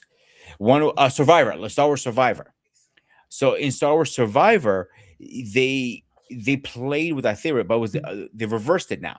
The guy, the main characters in his current timeline after Return of he was like between Empire Strikes Back and Return of Jedi. This floats right between the era, right? Okay. Then this villain comes out from nowhere, frozen in time, because the Jedi's could not put on themselves to pretty much slay him. Right. They froze him instead. Now, a million years later, he wakes up like, oh, I'm back and I'm pissed. Right. And it was a hard time to take him down. So it was not an easy task. Let's put it this way. I remember fighting against the guy in the game, like, whoa, this is hard actually. Because he was stronger than all the Jedis currently, too. Oh wow. Yeah. He was as they're saying he was as probably stronger or equally strong as Yoda. Ooh. Yeah, and he had less lifespan than Yoda did. Yoda lived a million of years. Right. So he lived 800 years. He says when you're alive for 800 years, you can do whatever you want. Like the thing about Yoda, he always had sarcasm. He had knowledge, he had wisdom, he had very wise words, but he also had some sarcasm too. Yeah, actually, it's a 900. It's not, he's been training Jedi for 800, but he lived to 900. Wow, that's. And the main character, if anybody's curious, if you guys want to look some information, his name was Cal Consensus, fictional character, but they actually took him out of Star Wars games and threw him right in lore, and now he's actually a main character in the actual Star Wars storyline now. Really? He's been a big favorite of Star Wars, because when Order 66 happened, he was still a youngling. And when Star Wars Fallen Order happened, he knew how to use his powers, but he couldn't remember very well because he was so young. Right. So as he's trying to figure himself out, he's figuring this out, and he's getting flashbacks with his trainer teaching him. And now he's trying to learn his power. So he ends up meeting this woman who actually is a Jedi herself, and starts training her. And he meets another Jedi. Two Jedis are training him slowly by taking him to different planets to, we need to get this data from this person. Go get it for us. So as he's going through his missions, he's learning his skills. Like, I can move this with my powers, right? Or I can jump higher or faster or do double jumps. He's learning. They're training him to acclimate and learn to master the skills of his Jedi powers. At the same time, he's going on these missions. Exactly. So now, fast forward to Star Wars Survivor. Now he's trying to figure out what's next, how to stop the Order, and he's traveling planet to planet how to just stop not the Order. I'm sorry, the Empire. Right. And at some point he bumps into Vader, and it's not a good battle. He loses that one every time. And of course, they show up every so often, and they're stronger than him because they have some training, but not as much training that Vader does. But at some points they're equal, at some points they're not. Okay, that sounds really interesting. Yeah, it is. You understand? Even in both games, he's still trying to learn his powers. He's not a master yet. Right. He's still trying to make sense of it. He's still trying to acclimate. He's still trying to put everything together. Yes. So in the game, the best way I can explain it to you guys to understand a little better, he's in the first game, he's like Anakin, I'm not Luke in the first movie, New Hope. He's like but a little more advanced, if that makes sense. Okay. In the second game, Survivor, he's more like Luke in Empire Strikes Back. He's more confident with his powers, but he still has to learn a lot. He still has a long way to go. Yeah, and there's actually rumor that they're actually working on a third one right now too. I'm curious how that's going to be. And in Star Wars fans, that's been one of the best games in a long time. Oh wow! Hopefully they'll have him already mastering and understanding his powers. Yeah, it's like can actually look up Star Wars Fallen Order cutscenes or movies. Type in, and you can watch the whole thing down. And when you watch it, you're like, oh, I know you, Anton. You go because you're a gamer like me. You go, I need to play this now. And a benefit, and it sucks for Xbox players because at first we got it for PlayStation, and it eventually came to Xbox. I believe. I'm not sure because who plays Xbox anymore anyway? My niece and nephew do actually. I'll get a DNA test if I were you. Just saying. Wow, that's foul. It's me you're talking to. Come on, nothing's off I limits know, with me. I know. Star Wars Fallen Order. Fallen Order and Star Wars Survivor. I'll definitely check these out. Once you're done watching them, throw me a text if I'm right or wrong. All right, no problem. No problem. I'm definitely gonna have to look these up. Good luck trying to find a GameStop now. You can download it on your system. Even better. Even better. I'll downloaded definitely check it out. I'll definitely check it out because I think the one thing about the character Darth Vader, he is part of pop culture. His march, the song associated with his march, his breathing, the sound of his lightsaber, even his voice, done by the one and only James Earl Jones. Rest in peace. If you are looking for anything that's associated with a leader that is a total badass and shows no mercy, the one person that's always going to come to mind will be Darth Vader. Always, no matter what. I know people who've never seen Star Wars, but they all know who Darth Vader is. That's surprisingly telling you how much part of pop culture he is. Seriously. And even when Mel Brooks spoofed the movie with Spaceballs, yes, you know where I'm going with it. It's unmistakable. So here's the thing, guys. My guys, I mean people in the chat, not you guys. Okay. So when you have to make a comedy of a movie, you know you made it then. Yeah. When a movie makes a movie. Yes. You made it. And the way Star Wars is now these days, Paul will vouch for this. When you walk on a Comic-Con, half of these people are dressed as Star Wars characters. And when you walk past a lightsaber booth, you're not, if you can't help yourself not buying one, you're going to buy one. You have to buy one. It's the Force calling you. I am yours. It's calling to you.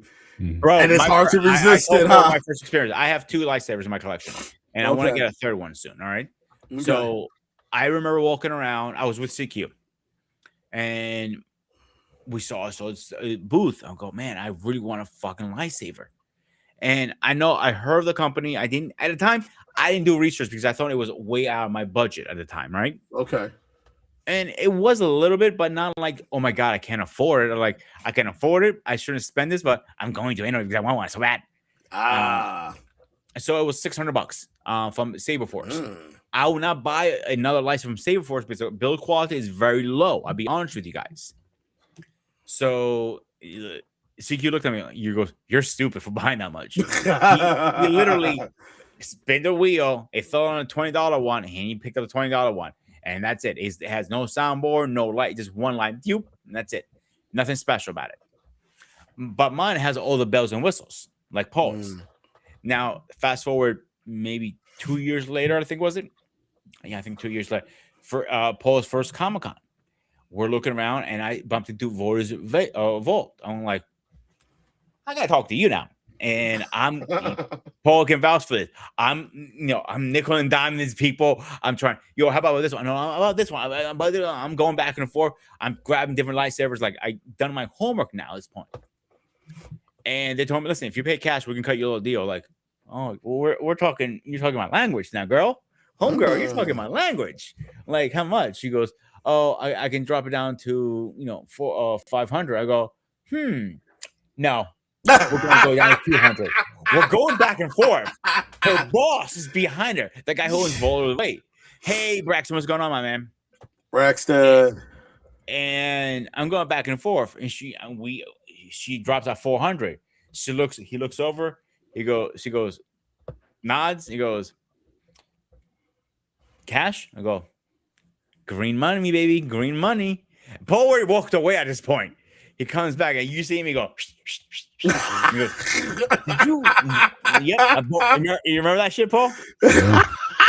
Yeah. Now Yo. he was thinking about buying one too, but he goes, "I gotta come back. I gotta come back." I go, just take it, just jump on the grenade, bro. Yeah, I Just wasn't jump gonna. on that Yeah, grenade. because I'm not used to I guess when you get to this level or quality of sabers or whatnot. But if I was gonna buy one, yes, I did get my my Star Trek jacket. Yes, I did. Finally, after like since October, so I just got it like a couple weeks ago. And I had reached out a few times before they finally sent it out. So yes, I do have it. But yeah, you know, that was my first foray into that, and I was thinking about literally, I was thinking if there's this also another saber maker called Kyberlite, and they started as a what do you call it? Those campaigns where you raise Quick money for starters? something? What's that? Quick starters. Yeah. So they started off, and with theirs, it was like it was kind of like a modular system where you can screw on different parts. So you had an emitter piece, you had a center piece, and you had an end piece, and you can kind of mix and match on those. Oh, So really? they Wow. were there, from what I understand, the year before. So I was like, well, if they were there, I was definitely going to buy from them, because the hard part about buying a lightsaber is, again, which one. Like when you buy it, that's it. You know what I mean?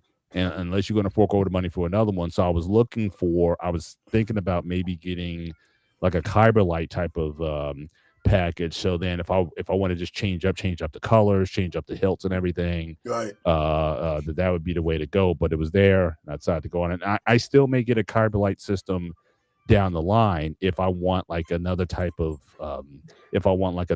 saber. But you know, again, that's the thing. I don't do well with a lot of choices. So too many choices, and it's just you know, really confuses me. So The one I'm looking to right now, I'm not looking to. I'm going to get one. I gotta put one together, and I'm just waiting for the right time to put to do it. Saber Theory has his own company now. Okay. Not Star Wars Theory. He's his called are Saber expensive. Theory. Yeah. So his is in that they're $600 category. Yeah. yeah. So here's the thing. So at one time, Saber Force was number one. They got knocked down for a few years. In Vader Volt was number one. Now they got knocked down to probably second place. I'm thinking. Okay. Again, I haven't researched it to see who's in first, who's in second right now, to be honest. Gotcha. But I do know right now, at this moment, as we're talking, in 2026, Saber Theory, aka Star Wars Theory, he is the number one lightsaber builder right now. Mm. And they're expensive. They're about $300 to $600 on that range, all right? But he runs all these sales. So you can buy, he says, buy one, get one free. There, you can get a $600 receiver for half price very easily. Wow. But what I like about him is you can get, depends on what saber you're looking for. Let's say you want Luke saber, right? Or Vader saber, whatever. He makes a couple versions of everything. The one version I love is where their emitter is cracked open and you can see the cryo crystal and it spins. Yeah. Oh, yeah. wow. And that's my favorite one. Oh, wow. And he uses the best soundboards. And you've seen people on YouTube literally take his sabers and literally beat it against a wood, a pole, or something, and they're not cracking. They're meant to take some abuse, those damn things. Now, some other ones, Oh, they ask you when you buy one, are you going to be sparring with this? Or are you just going to hang it up? Because if you're going to spar with it, you need to get a stronger saber. And that's another expense there. I'm looking at some of these right now. At Saber Theory? Yeah, I went to Saber Theory and it's showing me Saber Theory and it's showing me Saber Pro and end sabers and everything. They got like different pictures. I'm looking at pictures of different sabers and everything else. I'll pull it up right now. I have it up here right now. Okay. Yeah, so that's the thing. I mean, a lot of these guys, they offer so many. It's like, where do you start and then where do you end? That me, if I'm gonna spend that kind of money, like I said, I wanted one where you can have the multicolors. I like the sabers that have the NeoPixel. I know they got different types, but NeoPixel, that's the one that where when the blade lights up, it kind of lights the whole hilt up like a real lightsaber does. So it just kind of comes up, and then when you turn it off, it turns it off. The RGB ones, they kind of, it's like a flashlight. They kind of come on and they come off, and you could do like different effects. You can switch the colors in them and whatnot. So I would rather kind of go that route. But then again, it's the same thing. It's like as soon as I bought mine, it's almost obsolete because they're always switching out the soundboards. They're making the sounds more realistic. So I could probably take mine right now and just buy a whole new motherboard for it and just swap it into my existing saber, because they tend to use similar chassis. So you can swap out the electronics on them. But again, that'd be something like I said, it's like a never ending process with it. So See what I mean right here? Yeah, I see it. That's nice. Yeah. So here's the thing with these sabers, guys. I'll be honest with you, everybody. So if you're trying to buy a saber from any of these big motorized companies, right? Right. And you want it was called a legend saber, Anakin, a Vader, Obi-Wan, whatever. Anything with a legend name attached to it is going to run double or triple the price versus something like the Fallen Knight one I just showed everybody. It's for a little short, 422. It's cheaper because the reason is not a legend name behind it. He's not a Luke saber. It's not a Vader saber. Right. Is it still cool? Hell fucking yeah, it's still cool. I'm looking at the Count Dooku one. That one I like, the curved one.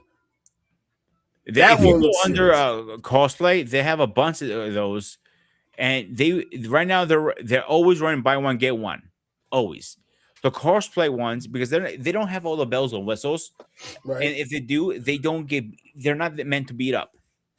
Gotcha. They're more meant to be just for show pieces. That's why they're running about 100, 150, 200. You know what I'm saying?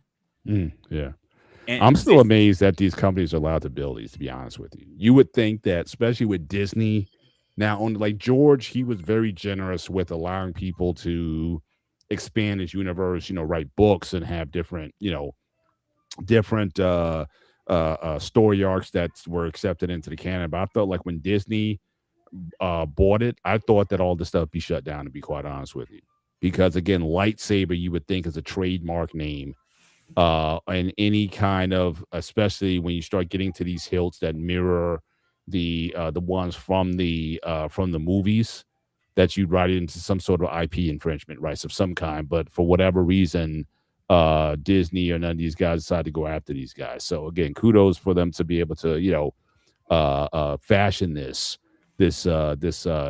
industry. But the fact that they're able to basically do anything that they want is pretty amazing to me. Yeah, exactly. Has anyone ever gotten Darth Maul's lightsaber? The dual sided. They They're make them fun like to they those. make them They're that fun. way. I know some hilts, like the way, because again, the pommel at the end, a lot of them make it where you can join another lightsaber to it to make it a dual hilt if you want, and then some are just sold as like a Darth Maul's hilt. That's so you can nice. you can so you can certainly do both of those. But Because I was hearing rumor has it was that Disney Plus was going to do a series on Darth Maul. I think an in-depth story. I think I heard that too. Yeah, on him. I think they're working right now. All Star Wars production stuff are on pause for Disney. They're taking a break and they're trying to figure out which direction they want to take everything, because the last couple of stuff they put out was garbage. Plus did they name a new executive? Kathleen Kennedy is stepping off, which most people are happy about. But I don't know who's in charge of Star Wars now. Did they name a new? Because I remember the last series they did was Ahsoka, and I think they were still. Dan? I don't think it was bad. No. Ahsoka and Mandalorian. I think those two was the one that best hits lately. Mandalorian was awesome, I think, because you always were so curious about, and I think they also did the Book of Boba Fett too. But everyone was always curious about the Mandalorian, and the reason being is because you realize the Mandalorian wasn't a person; it was a code. It was a code. It was a group. They had a way of doing things, and I gotta find the article. If I can find the article, somebody did an article on the Mandalorian and why it has that sense of significance and importance within the Star Wars universe. Like the way they approach it, the way they operate, the way they do things, the fact that they always keep their helmets on, they never reveal their identities, things of that order, and the significance of the saying, "This is the way." Those four. When you hear those 4 words, you realize like it's not just 4 regular words. There's a significance, there's a meaning, there's an importance to it. And honestly, I hope they do another season of The Mandalorian, because I think it was better than I expected. So the Mandalorian goes for way back when Star Wars first. I mean, Star Wars Jedi's first started. They were actually one, believe it or not, one time. They were a team. They were working as a team. So Yeah, Jedi they worked as a tandem. Mandalorian, because because you see the dark saber comes from their background, the dark saber, Right. and it's in if you watch the Clone Wars, Obi-Wan Kenobi is actually in love with the princess at the time who runs the Mandalorians, but he couldn't marry her or do anything because obviously everybody knows Jedi law says you cannot fall in love with anybody. Right. So he kind of had to decompress his feelings. But you saw in the Clone Wars that they pushed that little pretty far, actually, believe it or not, for a kid's show, showing he does have emotions, he does love somebody, but he cannot because of his. And I think it was the same with the Mandalorians. It's the same with the Mandalorians as well. Very good episode. I like that one. I think it's the same with the Mandalorians as well, because they have that strong sense of order as well. Once you don your helmet, you never take it off. You know? Yeah. Now with the book of Boba Fett, it was boring. It was slow. It wasn't wow factor. You know what I'm saying? And a lot of people really wasn't looking forward to that one because it was like, here's this because you need to add it to the storyline. So we did our best hearing like that's how what I got out. I never had a chance to catch it. I definitely was always okay, but I definitely watched Ahsoka. Ahsoka, I definitely like what they did with that, and I definitely like what they did with the Mandalorian. The Mandalorian, you can't go wrong with either one of those two, because I feel like it focused on different areas within the universe, not just the main features that we all know and familiar with. And that's the reason I think it's so successful. Because Star Wars is not only about Jedis and Sith. There's so much out there. They're rebels. They're bounty hunters. They're obviously Mandalorians. They're the Wookiees, Chewbacca's, whatever, androids, Wookiees. You know what I meant. So with all that stuff said, people think, okay, you're a Star Wars fan. You only like Jedis and Sith. That's it. But it's a whole different world out there than just those two groups. And now the fact that so all right, guys, we're coming close to the end. Let's get our final thoughts in. I'd like to get you going first, Paul, if that's cool with you. Let me get this up and running, and the mic is yours. Well, again, I think an interesting discussion on what would happen afterwards. I think certainly there would be a whole lot of time for reflection.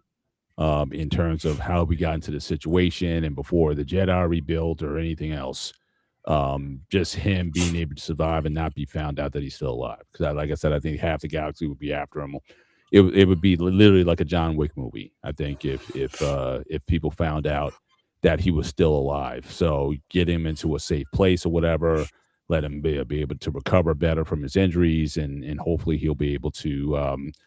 Survive. But at the same time, I don't know if that's the best ending. Like for people to say you want him to live, but was the way that Return of the Jedi ended, was that the best way? That he is one with the Force. The fact that he became a Force ghost. And it's interesting because, and this may prove how powerful he was, because from what I understand from the extended storyline, it was really Qui-Gon. He was one of the first people to come back as a Force ghost. He then taught Yoda, and then Yoda taught Obi-Wan how to basically become a Force ghost. So the fact that Anakin became a Force ghost pretty quickly after that just proved how much he was one with the Force. And certainly he could be of a great influence, just like Anakin, that Obi-Wan was to Luke during his training. He might have an even greater role just being as he was. So as much as people want to entertain him coming back or surviving the Battle of Endor, how it ended might have been just the best way to end it. And now you can have enjoy Anakin Skywalker in a way that's more informed. And again, you could even find some of these AI Star Wars stories that explore Anakin as a Force ghost and him having conversations with Luke and maybe conversations with Leia, in terms of him being able to, now that he sees things more clearly, teach them and talk to them in such a way, but they don't have to make the same mistakes that he did, trying to hold on to things so long that it ultimately wound up destroying them. So I think that how Star Wars ended, I think, was a fitting way for it to end, and I think it's at this point, I think it's the best course of action that George allowed Vader to die in the episode 6. I think that was the best course of action. So that's all I got.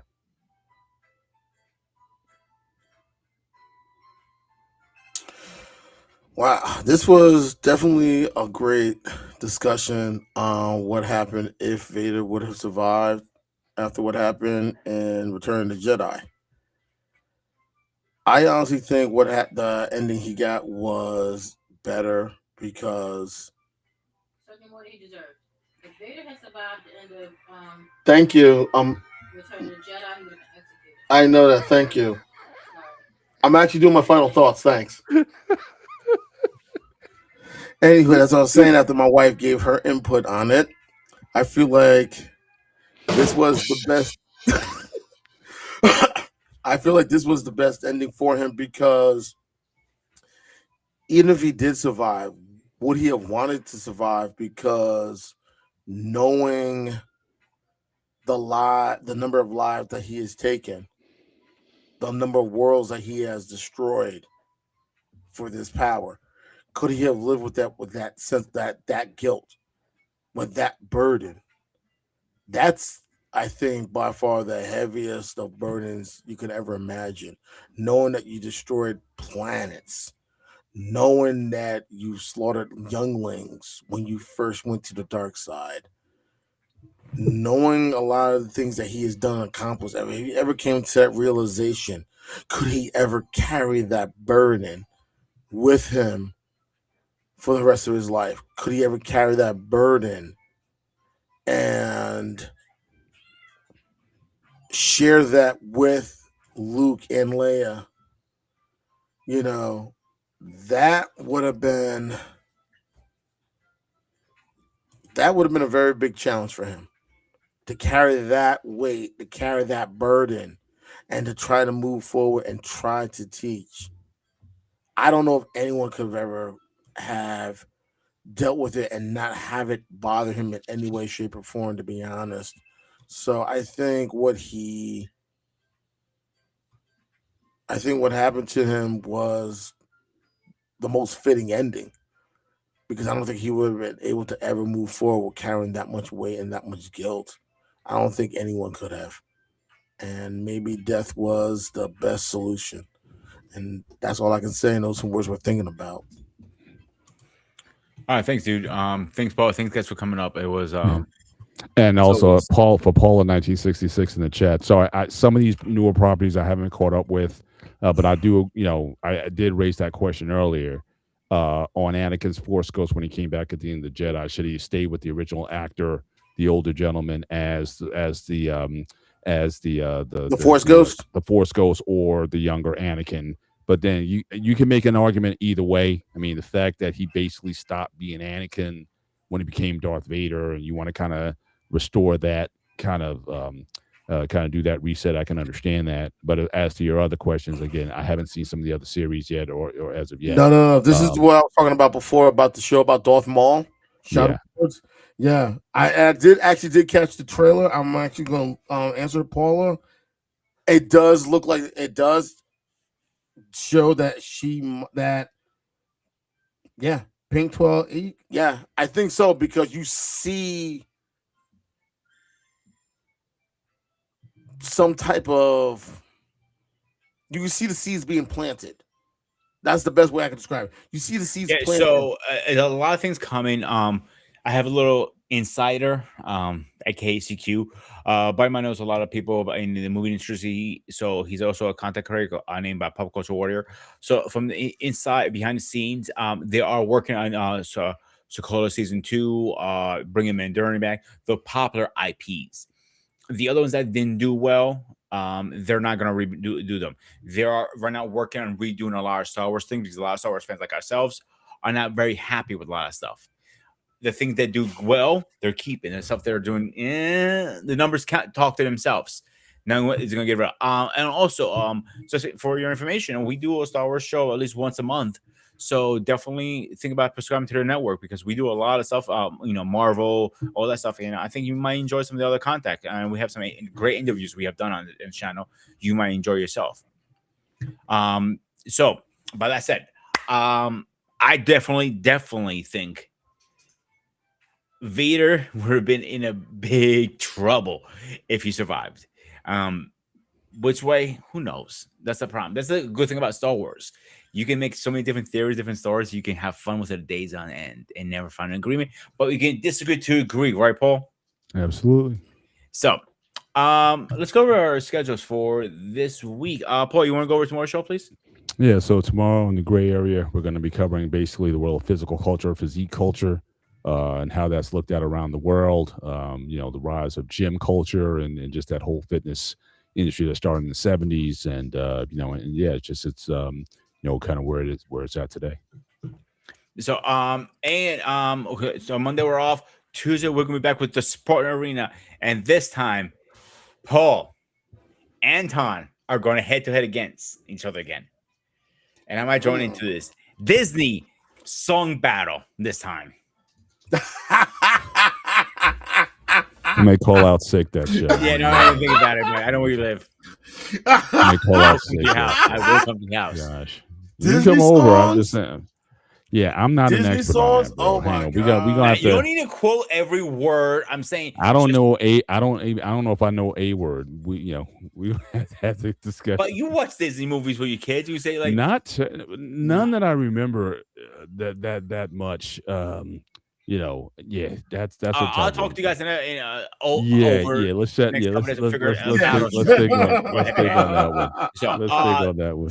Wednesday, we're still gonna be off, and Thursday, you guys have another week or two before you come back on the air, right? Correct. Paul? Yeah. 2 more And weeks. we will be on Friday. We do our wrestling. Our wrestling show. Wrestling talking with the Spartan will be aired on Friday, and for next week on this show, we have a guest. I know I have something else scheduled. Her name is Sabrina. She's an author.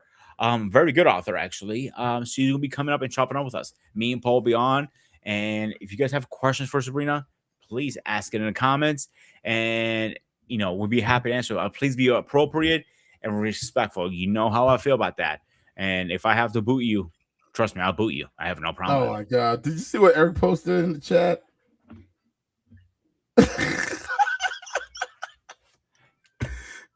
Come on, man! Seriously, dude? I didn't see it honestly. Here. So what was his last? The Battle Indoor, aka Charge of the Goddamn Teddy Bears. He didn't like the Ewoks. Yeah. You don't like the Ewoks? No. Yeah. Look, when you're a kid, you can. I was like 13 at the time, so I can understand to an extent. But yeah, the older you get, they do get annoying after a while. Especially when you find out that the original that was supposed to be Kashyyyk, that was supposed to be the Wookiees, Right. but it was like it would be too big, the budget and all that kind of stuff. So he said, he decided to cut them in half and call them Ewoks. So yeah, I understand his frustration with the with that plot stars, but Eric, I didn't see the comment, so yeah, yeah. But hey, And to Paula, I do think Keanu Reeves playing Darth Vader, that would be interesting. That would be real interesting to see if he would take on that role too. He actually said he would. Hmm. He mentioned multiple times he would love to do a Star Wars flick. They have done, dressing suits and you see how he looks and everything. But there haven't been a script say green line. Yes. Like there's some movies coming in, not Star Wars in general, from Disney and other companies that have been greenlit, but Star Wars is not one of them right now. Star Wars is going to be in a back burner for a little bit. Like I said, they're taking a little break from movies right now. Right. They're taking some But break. is this going to be a movie or a series? I haven't heard anything. Neither one. That's gonna be real interesting. Plus, also, I mean, Keanu Reeves is getting older. Would he still be able to do the physical stuff? I mean, we also what he did in John Wick. Don't get me wrong. He might be older, but that old man can run. That is true. That is true. And I'll be honest, what he did in John Wick, I'm impressed. I'm impressed. I'm not sure what his age is, to be honest. Because it's I know he's up there in age. And let's be honest, he's getting older up there, but I'm not sure how old. I'm gonna look at it right now. Hang on a second. You gotta be 50. I would say he's probably pushing 50. He's not 50 already. No, you're way off, dude. 61. Really? Yeah. Wow. He was born when Poe was same year too. 64. 69. You're right. All right, guys. As always, this was the Spartan HQ Network. I am the Spartan. My man Paul, my man Anton. As always, stay fresh, stay safe, and I'll see you guys on the next one.